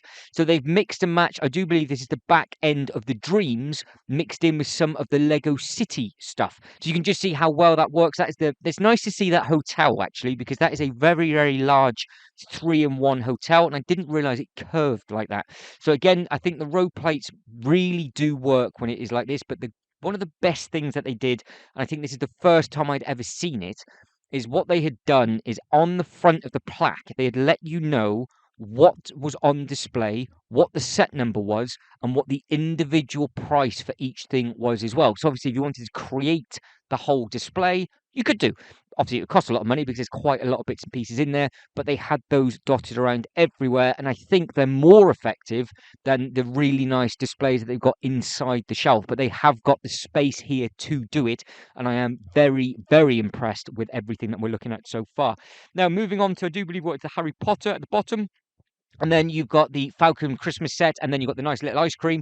And now we're moving on to another huge display. So this looked fantastic. I did not ever think of adding in the ice cream into a Winter Village ski resort from the Lego Friends with the normal Winter Village Christmas tree and the Harry Potter bit, but I don't know what the igloo bits are on the back. So I'm assuming that might be something from the Friends sets as well. It really, really gets your eyes and ears and everything. The word I'm looking for is brain going, just to actually think of all the different sets that you can get. Now, they had lots and lots of poly bags there as well. That's something that we don't tend to have in a lot of the UK stores. We have a few of them, but we never have huge poly bag bins like they do in the larger Legoland stores, because I guess the poly bags are more for the toy shops than they are for the Lego stores. It's always something a little bit weird and wonderful when it comes to that, but they do have really nice minifigures in. So we are just literally going across the back wall, and then I'm just jumping in on myself by one sort of tier. I haven't slowed any of this down, so hopefully it's not too quick for anybody, and you can just see the volume of everything that is going on. So you've got all of the well, we got at the top. So you've got the massive city set at the top. I'm trying to think that's the Easter eggs to all the Ninjago stuff. That's what I was trying to think of. Then we've got all the stunts, and then we've got the tractor, then you've got the crane. Some of this have been sold out in the UK for a good while. A lot of these are last chance as well. You've got the recycling wagon there, and then you've got the big garage up at the top. You can see you've got all of the this I was very impressed with. I had never seen these before. Huge amount of suitcases, and I think I even have a look at the price potentially. I was very, very tempted, but no. So I did not pick up myself a Lego suitcase, but now I know they exist. It is food for thought. Now you've got all of the massive bits and pieces, and again they've grouped them together. So when we start looking in all of those massive brick cube displays, where they've got 5 of them side by side with all the bits and pieces wrapped around, I think it looked very, very good indeed. So you've got the architecture sets at the top, as you can see, and then you've got the taxi. Then we come down into the huge Eiffel Tower. That would have been an interesting Christmas build, because I don't know if that is very, very repetitive or not. But they have put the John Wick Hotel and then the Doctor Strange set by side by side, with some of the Lego City trucks in front of it and a road. So what they had done is they had every display that you look at all around the park, they had added in this road in front of it, which just sells it. So it's just a one-way street. It looks brilliant, and that is something that I am going to be doing in my own display and my own superhero display. I'm basically going to be copying this concept, because you can see they got Dom's charger, and then they've added in a little crossing just with some custom colored tiles, which again looks really, really nice. That one, you got the Lambo, and then you got the three. It's the Lego Creator Taxi. Now, I didn't think it looked that effective, but they actually used that all around the park in all of the different displays. And I do believe that it's still available on the Lego website for $7.99. You just can't fit a minifigure inside it, but I think it looks brilliant. Now, obviously, the Rivendell, what a gorgeous set that is as a standalone, but they just put that over into the two queues because it is so big. And then you can see that they've actually added in like a little bit of plexiglass with all the minifigures on it, which is always a really, really nice touch. The Lego Ideas Treehouse, that will be going, I think, sooner rather than later. That does look very, very pretty on display. Big castle, and then you've got the pickup truck. There's a John Wick Hotel on the left, and then you've got the museum on the right, which is the newest modular currently. Then you've got all the Rivendales up at the top. So it's perfect time to come into the store because all the shelves are very, very well stocked. I spent so much time speaking to the members of staff because they were all crazy about Lego sets and Lego displays, which is really refreshing to speak to just members of staff that were just happy to be there. And this, look at this. So if you didn't like the Chewie, you might now. So you have got these two with the two guitars that you can then mix and match in and take their blasters away. I thought that was a very, very clever idea just to mix and match the two sets, because having those two playing the guitar, you can create your own band, just different little ideas like that. Pac-Man, sorry, by itself, there's nothing else around it because there's not too much that you can do with that. I think that is really a standalone display piece. I've been trying to think what I can do to add it into my own display. And apart from it just being on a shelf by itself, I can't think of anything else. You've got the typewriter and the grand piano, and then what I do like about, obviously, about all the Legoland stores, there's your lift, and that is all the custom artwork over the lift to hide the fact that the lift is there. Then they've got the brick heads. They do look effective on the rises, I think. So having them like that, they do look smart. I know some people that have a full brick head display, which does look very, very impressive. For me, they just don't seem to work when it's just by themselves. I think you need lots of them or none of them. I don't think you can sort of like mix and match in the middle, to be fair. But I think, again, it's the same thing with all the helmets, and because you've got all the, you can see under there, you've got Cody and Rex's helmet, and then you've got the AT-AT, and then you've got the Falcon, and then you've got the Razor Quest, and then you've got the smaller block of cheese, which I think I might actually end up treating myself to. I think the Star Destroyer might be a little purchase for my sort of theme park display. Then you've got the Bomber, and then you've got the Mando sets going across the top. So again, very, very well stocked for Star Wars. And then you've got Luke's helmet, I do believe, and then you've got the diorama piece at the front. I prefer the older diorama, if I'm going to be truthful. I think for the price point of that one compared to what the older one looked like, I think it's better with the other one. But these are full-blown dioramas that you just leave on the shelf. Now, moving on to the next section, because there's lots still to see, and this, like I said, this store is massive. If you are a fan of Speed Champions, they have every single car available. And then they've got these sort of weird and wonderful Legoland jerseys. So you can see they've got the Speed tops, where you've got the track going across.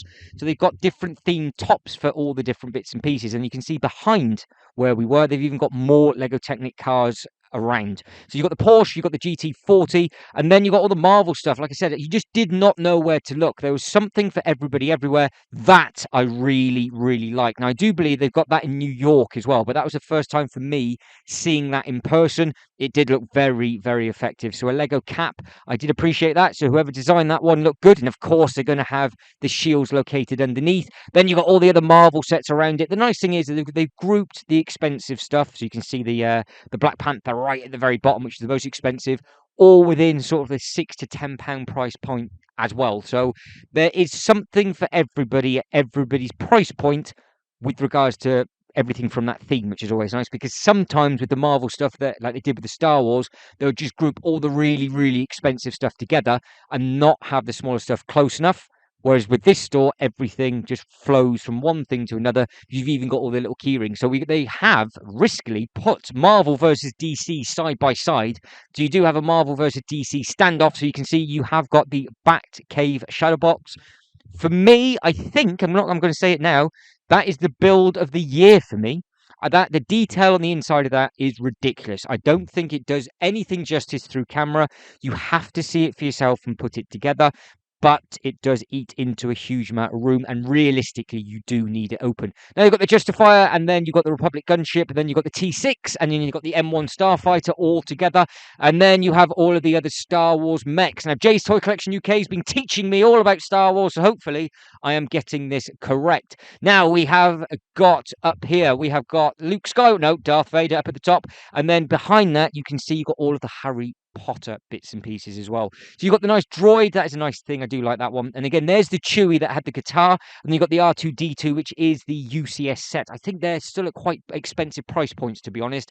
And then you've got the 4 Plus beside the Brickheads, which is also beside the key. I reckon they're going to introduce more 4 Plus sets as the year goes through for 2024 and above, because I think they're going to get the teeth sunk into it. But you can see you've got the key rings either side, all the Brickheads in the middle. So if you're a keyring collector, you have loads and loads and loads of these. Or I think they're called key chains on the Lego website, I think, but we call them key rings over here. Or I always have. Right, then you got the Batman. What a cool looking thing. This was massive, massive scale. Really nice light grey with the dark chest plate going across. You obviously got the big yellow belt, and then you've got the tights, and then underneath that you've got the really nice, I think it's like a brown boots, I think he was wearing for some unknown reason. And then behind that you've got this huge Harry Potter thing, which I really, really do like the look of. And I like what they've done with the base, because obviously it's supposed to be underground. So they've just put black down with a couple of bricks, and it does look very, very effective indeed. This one day will be coming to the collection potentially, because I need to add it in for my theme park rides, because I do have Diagon Alley, and I think this will be a perfect fit. It's just the best way to display it. So again, you can see we have then in the distance got another figure. They're dotted everywhere, which is really nice. And then again, you have got a lot of the I don't know what range this is. Is it by Bionicle range maybe? This is the new insects anyway. So we got those. We got the insect collection, and then as we wrap round, you got all the flowers. So I can't actually remember, which is really, really bad of me, what the actual line of this is called. So get in the comment section below, because I can't remember what it is. But again, it's one of those that I think look really nice when it's all grouped together or in the larger bunches, because I do believe they've got a lot of bunches of roses and things coming out sooner rather than later. But again, with these, they've got the smaller sets all the way into the bigger bouquets. So you can see the 2 boxes at the very, very bottom and the bottom middle.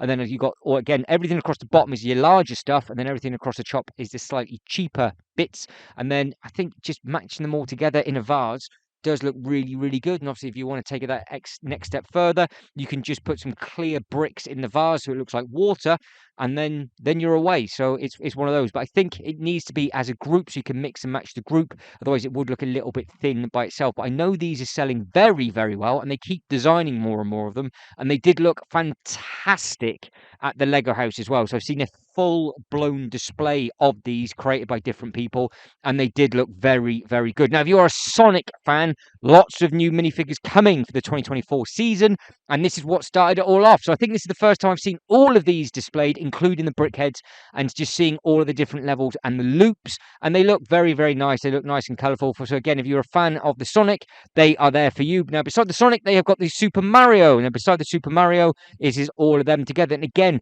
these did look very, very effective out on display. There was lots and lots to do and lots to see. So you can see with the Bowser, that does look good, and I think you can get him in a separate car now. Now, moving on to the Lego Creator Sets, I've had to take a bit of the file out, which is a bit of a shame. What I've just skipped was some hats and t-shirts. It just refused to play over that point, so I have no idea what was going on with that. But we are now quite close to the queue line. Now, this is where I take a double take, because I do believe we have all these Lego Creator Sets. That's the taxi that I was talking about. That's the one that looks really, really nice on display. And then you got all the trains, then you got all of these other like little gifty bits. Obviously, you're gonna have to pause it if you need to, because I realized I was in this shop for a long, long time. Now, up top, you can see there's a cool Star Wars battle going on, and then obviously you got all of the Lego City bits and pieces. Now, you've got the Legoland exclusive sets. Now, these are sold at every single Legoland and Legoland hotel, but what is not sold is something that I took a double take of. I paused it straight away and then bought it.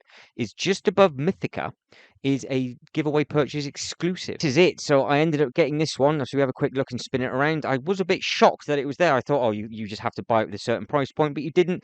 And it was very, very cost effective. So there it is, $19.99.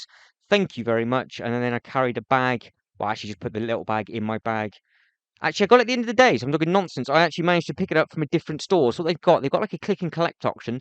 So over the road from this Lego store, they actually have like a mini bricks and more store, is where you can just queue up and get your bits and pieces. So when this store is absolutely ramsacked during the day, you can just go to another store and pick up your bits and pieces. So it saves you carrying it around all day. Now, they did have some Legoland minifigure packs. They did look really, really smart, those 3 figures. And then they have these all over the park. Loads and loads of those. And then they've got the big Bowser as well, which again looks very, very impressive. But this one is playing the piano. Now, you know why they've done that? Because can you see they put the princess in the picture frame just from the movie? So they've done that on purpose. So then it gives you the idea of copying that bit of the movie and doing it as a joint display. And as we spin around and look at the floor, we'll then carry on with even more Star Wars bits and pieces. And then, yes, you've got the little baby on the pajama top, I think that is. And then you've got some more bits and pieces. I think they're Attack of the Clones or the Clone Wars. There's your T6. And again, there is your Ghost, which is a beautiful looking set.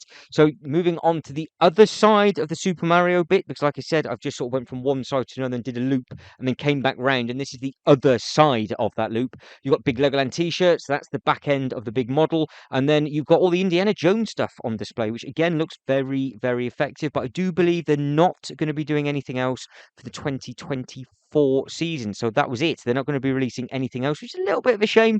But, you know, again, it is what it is. They've then got all the Jurassic Park stuff together. So you can see that they've got the 4+ set with all of the cars. You've got the big poop scoop just at the bottom there, mixed in with the Avatar stuff. And then you've got Batman to my left-hand side. So this is the stuff that I missed as I carried on walking around the outside. It is a store that you do need to take a good amount of time to have a look in. And you can see what they've done with like shredded paper on that one for some reason. They've done the same thing with this one as well. They've just made it ever so slightly different. They've obviously just put it on a riser and they've just covered it underneath. So it looks effective enough. So it's a nice looking thing. And then you've got the big dial at the bottom. Now I think the dial at the bottom is last chance. So when that's gone, that's gone. Visitor centre's right at the very bottom. Then you've got some more tops. And then again, just the scale. But if you were to stop and just keep looking at the ceiling and the roofs, you've got battles dotted all over the place. You can see that you've got lots and lots of bits and pieces to actually look up at as well as look around at. So it is a very, very clever thing. And I think this is the first store that has that on the roof. Unless I've just not noticed it at the other Legoland shop. So next time you go to your big Legoland Lego store, look up and then let me know in the comment section below if they have done that in your store or if California is the first one and the only one that they've done it in. Because like I said, this is my 5th store now and I don't recognize ever seeing that back or when I've been doing any of these videos. They've not done that, and obviously at the Legoland, the Lego stores, they just have almost some of them have like an open skeleton roof. So it's nice to see. It's a nice little touch. And again, this gives you a good understanding of the Ninjagos. We've looked at the Monkey Kid stuff on the back end, but now we're doing like our second ring loop round, like a running track. These are the bigger sets. So they had all the gardens, and then they had the markets. They had even more Monkey Kid sets, and then I think they got some of the smaller ones dotted around. And then with the smaller bits and pieces like this, you can see that they've got the Ninja T-shirt at the back. And I think it has Legoland written on the front, I do believe, and they sort of mixed and matched in a couple of the other little bits and pieces, which again looks very, very effective. And I do like how they've got all the big display cabinets on the inside, and it was very, very open, very, very airy. There was at least 2 ways in and out of the shop, if not 3, all with the big open doors. Be very, very interesting to see if what happens with that door in the winter, because I can't see any glass or anything. That's like almost like a big open shutter. But guys, that is it. I am done. So comments below, let us know if you've been to this Legoland store and how does it compare to your Legoland park. Let us know if you're going to be getting any sets for yourself over the 2024 period. But if you can like this video and subscribe to the channel, that'd be absolutely fantastic. And as always, thank you very much for watching. You lot take care and I'll see you in the next one. Hello and welcome to the next upload from Legoland, California. Today it is all about minifigures and bricks from the minifigure market. Now this place is packed full of all sorts of different polybags. You can see what we're starting with. You've got the Lego Marvel creators and then you have the 3-pack minifigures and some Legoland exclusive ones as well, which is always really nice to see. So the shop itself isn't the biggest, but it's also a very important store because directly over the road from this you have the big shop. Now, if you get anything from the big shop, you can then collect it from this store before you leave rather than having to queue. But you can see you can build a minifigure for $14.99 and you've got all the different elements that you can pick from. So you can see you've got the helmet, the head, and all the other little bits and pieces. Now this works exactly the same as your local Lego store, but you just have a lot of selections. There's lots of different bits and pieces you can pick from, which is always really nice to see. Now you've got all the different bright, vibrant colours, lots of different torsos. The nice thing about this is that when you come in, it's very, very inviting, and it is just to the left-hand side as you first come into the park. So like I said, lots and lots of different minifigures within this one. You can build them up, and obviously you can buy them already pre-built. Now, small cups, $20 for a pickle brick, so obviously you've got to add their local tax onto that as well. But they do have a good pick-a-brick section, and not only do they have a pick-a-brick here, they have at least another 2 on top of that dotted around the park. If not, I think there might be almost 4 different pick-a-brick walls dotted all over Legoland California, which, to be honest, is very, very encouraging to see. And hopefully all of the other Legoland parks around the world will start taking note, because it's every single one that you're looking at as you're walking around. People were buying cups and cups of them, because obviously people want to be building lots of different bits and pieces when they get home. And of course, if you are staying at the local Legoland hotel, which is literally next door to the park as well, you have a good selection of bricks that you can get from and buy some different bits and pieces. So it's quite nice that you can take these into your hotel room from here if you wanted to, and there's lots of other little different bits and pieces you can do. But you can see lots and lots of different colours, all different elements in there. You've got all the tiles, you've got all the studs, you've got some really, really nice colours as well. So you have that nice blue, then you've got the sort of the more gold colour. And there's lots of different things you could build with all of these, and again you've got the purple and all that kind of thing as well. So you really are spoiled for choice with all the bits and pieces that are available from this store, and it is nice to see that you can just come in, pick your bits and pieces up. And again, you can do this at any point during the day. I walked in and I was one of the only people in here for about 10 minutes, and then people started to come in and they started to fill up the cups and use the wall. So this is probably the most detailed look at a pick-a-brick wall I've ever been able to film, just because it was the perfect time of day. So again, you can see you've got all of the different bits and pieces. In the comment section below, obviously let us know how this compares to your local pick-a-brick, your local Lego store, and obviously how does it compare to your local Legoland park, because this is the smaller wall, and I think this is much bigger than the one that we've got at Legoland Windsor.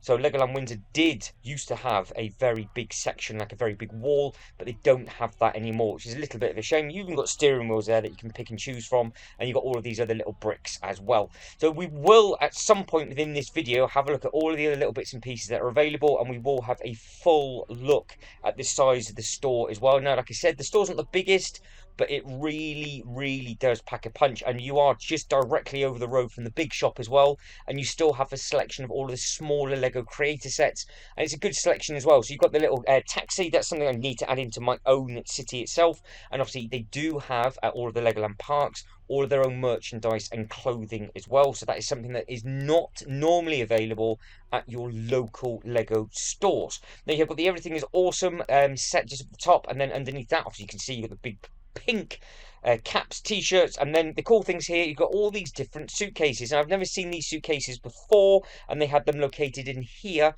and you can see that it's a very expensive suitcase for $159 plus their tax on top of that, so that won't be something I'll be bringing home with me. And they've got the exclusive Legoland sets as well, which again, they're very, very nice, and I do believe there is a new one coming very, very soon. So I would imagine either that'll be out now, or it'll open when all the rest of the parks in the world kick off, which is probably end of March, I do believe. That it is the Soca ride, I think. So it's a very, very big ride that they had at a couple of the different parks. It's the pirate one from Legoland Billund, and they also have it at this park as well. You go around on the boats, and then you get absolutely drenched if you're not careful. They never had that at Windsor. They used to have it at Legoland Florida, and that got taken out for the Lego movie section. And you can see here, that is what used to be, or still is, a store exclusive giveaway purchase, and they are selling that in this store, and they're also selling it at the other Legoland store as well, which is very, very interesting, because normally they only sell the one. So I did ask a member of staff, because that's the one that they normally sell, and they were selling both of them. So you could pick up the exclusive giveaway purchase if you wanted to, so it saved yourself a lot of money, or you could pick up the more regular set. They both look fantastic. I managed to pick myself up the exclusive giveaway, and I did bring that home with me. Now, with regards to, again, all the theming and everything around the outside, you can see you've got all the big bricks and everything up at the top, and then you've got lots and lots of t-shirts to pick from, and I do believe you've got all the different towels as well, because this is also a water park. Now, you do need a separate ticket to be access the water park, if so just be careful when you do that. And you come into the park, and then you walk it round, and then in the Funtown section, I do believe, that is where you have your water park. with regards to all the bits and pieces you can buy, it's nice that you can get all of this kind of stuff with it, because again, you've got the different coloured suitcases, as we've seen as we've been going around, and there was a big suitcase selection at the other store as well, and they're different ones to what we're having a look at now. They have, like I said, got all of the current themes, so it would have been Christmas at the time this was being filmed, so you can see you've got all the Christmas poly bags, and you've got all the other Christmas sets that are available, and there's lots and lots of the smaller box built stuff, which is perfect for your hotel room. So again, if you're staying in the hotel, or you get, you're stuck, delayed in a flight or anything like that, you have a good opportunity to go and pick up a load of different bits and pieces. So again, you can see now the size of the store, big pick-a-brick wall at the back, and it's, like I said, it's deceiving because there's lots and lots of different bits and pieces in here, but it's not the biggest of stores, but it's perfect just for the amount of people that can go in and build or use or get all of the different minifigures at the same time. There's loads and loads of different areas where you can just go in and actually be able to make up your own minifigures up, which is always nice and easy, because there's nothing worse than queuing up, waiting to be able to put a minifigure together. But again, you can see you've got all the different sets that are available, you've got all the key rings, and there's all sorts of different bits and pieces up within this. Now, I've had an absolute nightmare putting this video together because the actual video footage is freezing on me, but I know it's going to be working. So right now, I don't know where we're at in the video, but I know we are getting quite close to the end. So at some point, you will have a full pan round of the store, which does look very impressive, and you will have all of the different bits and pieces on top of the minifigure bits. So you'll have the two bits in the middle of the room, and then you've got the area on the outer edge where you can actually build your minifigures. Then you can go into the middle of the store, do a pick-a-brick, and then you've got all the clothing to the right-hand side. Now, like I said, I am doing that from memory, so fingers crossed that is the case, but I now know this video is running out of time. So guys, if you can like this video and subscribe to the channel, that'd be absolutely fantastic. Again, let us know in the comment section below if you have ever been to Legoland, California before, or how does this compare to your local Lego park? But guys, as always, thank you very much for watching. You lot take care, and I'll catch you next one. Always, thank you very much for watching. Welcome to Coast News, everybody. I'll be your Captain Lena for today. If you guys can hear me, can I get a big old thumbs up? Awesome. Just some safety reminders, make sure we're staying fully seated this entire ride with your hands, arms, shoulders, knees, and toes inside of the boat, or we will be coming into a complete stop. We're going to start this tour by saying hello to Rocky the Water Buffalo. Rocky stands at 7 feet tall, weighs 350 pounds, and is constructed of 310,000 Legos.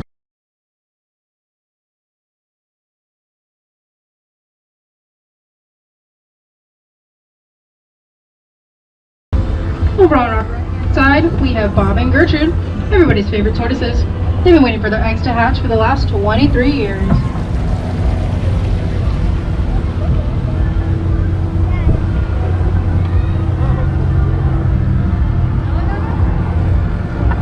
Over on our left-hand side, we have our newest addition here, our Christmas tree to help celebrate the holidays here with us at Legoland, California, all made with Legos, of course. Straight ahead, we have Lazy Pete, way better for Kuautuau now. Accompanying him on our left-hand side is the Rainbow Elephant, constructed of 253,000 Legos.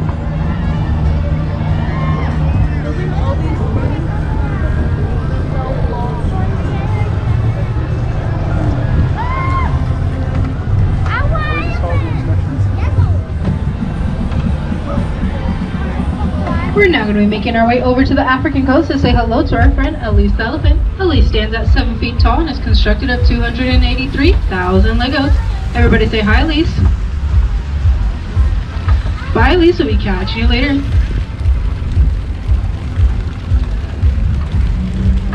We're now going to be approaching our dino construction crew on our left-hand side. As you can see, they've been making us this ongoing bridge for the last 23 years. A little bit of progress has been made, but you know, we're getting there.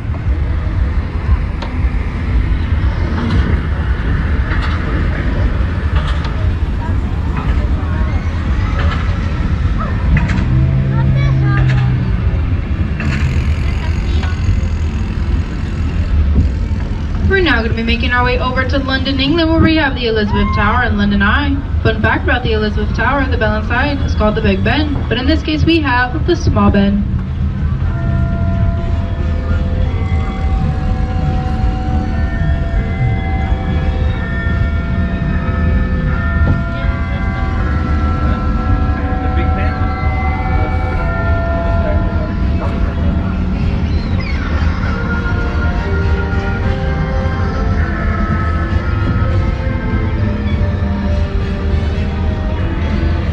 We're now going to be approaching our Lionsgate Bridge. If you look at the very top of that bridge, we have lions, each constructed of 17,000 Lego bricks, and I'm not lying about that. But here at Coast Cruise, we have another name for this bridge. We like to call it the Waffle Bridge. But if you don't understand why, then I guess it's just going over your head. We're now going to be approaching India. On our left-hand side, we have our Taj Mahal, constructed of 143,000 Legos.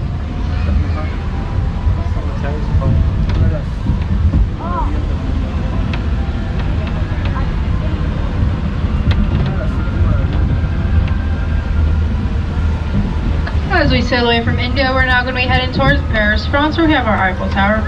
Our Eiffel Tower stands 7 feet tall and is constructed of 117,000 Legos.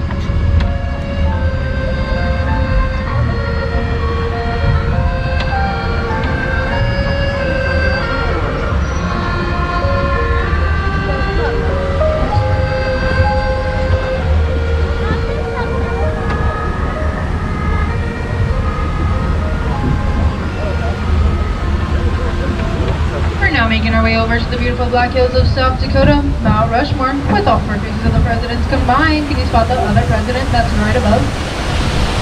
That's right, it's the Bushes.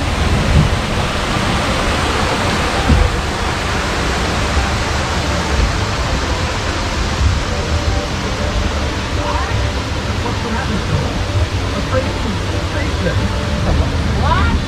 Come on, George. Don't you have a backbone? Honestly, you do. Those people are listening. Quit picking on George. Oh, come on, Lincoln. Where's your sense of humor? It's been 407 years since you said something funny, Teddy. And it'll be 74 years until you do again. Just ignore them, George. What?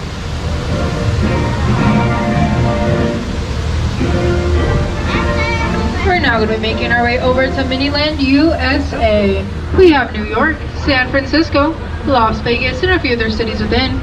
Here's our Statue of Liberty. She stands at 6 feet tall and is constructed of 188,000 Legos. All of Miniland uses a combined total of 60 million Lego bricks.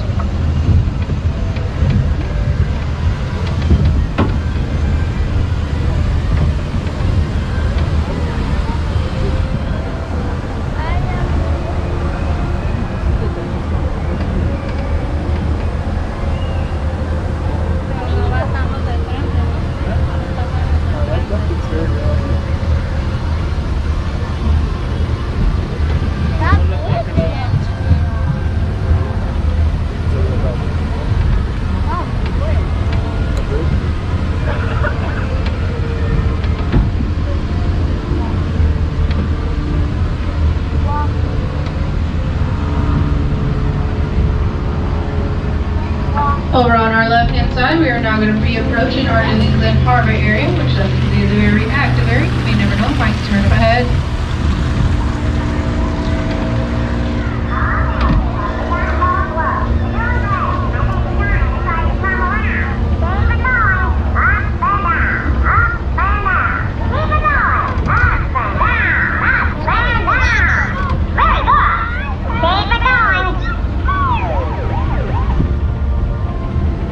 Now we have come to the end of our tour. We are being greeted by the Resident Octopus Band, constructed of 288,000 Legos. It's been my pleasure to be your captain here today at Coast Cruise. As a reminder, please remain fully seated until we come to a complete stop of the dock. If you will exit on your left-hand side, you can use those little handrails to help yourself on up. Don't forget your personal belongings, and yes, that includes your children. We absolutely do not want them. Have a great rest of your day here at Legoland, California, where everything is awesome.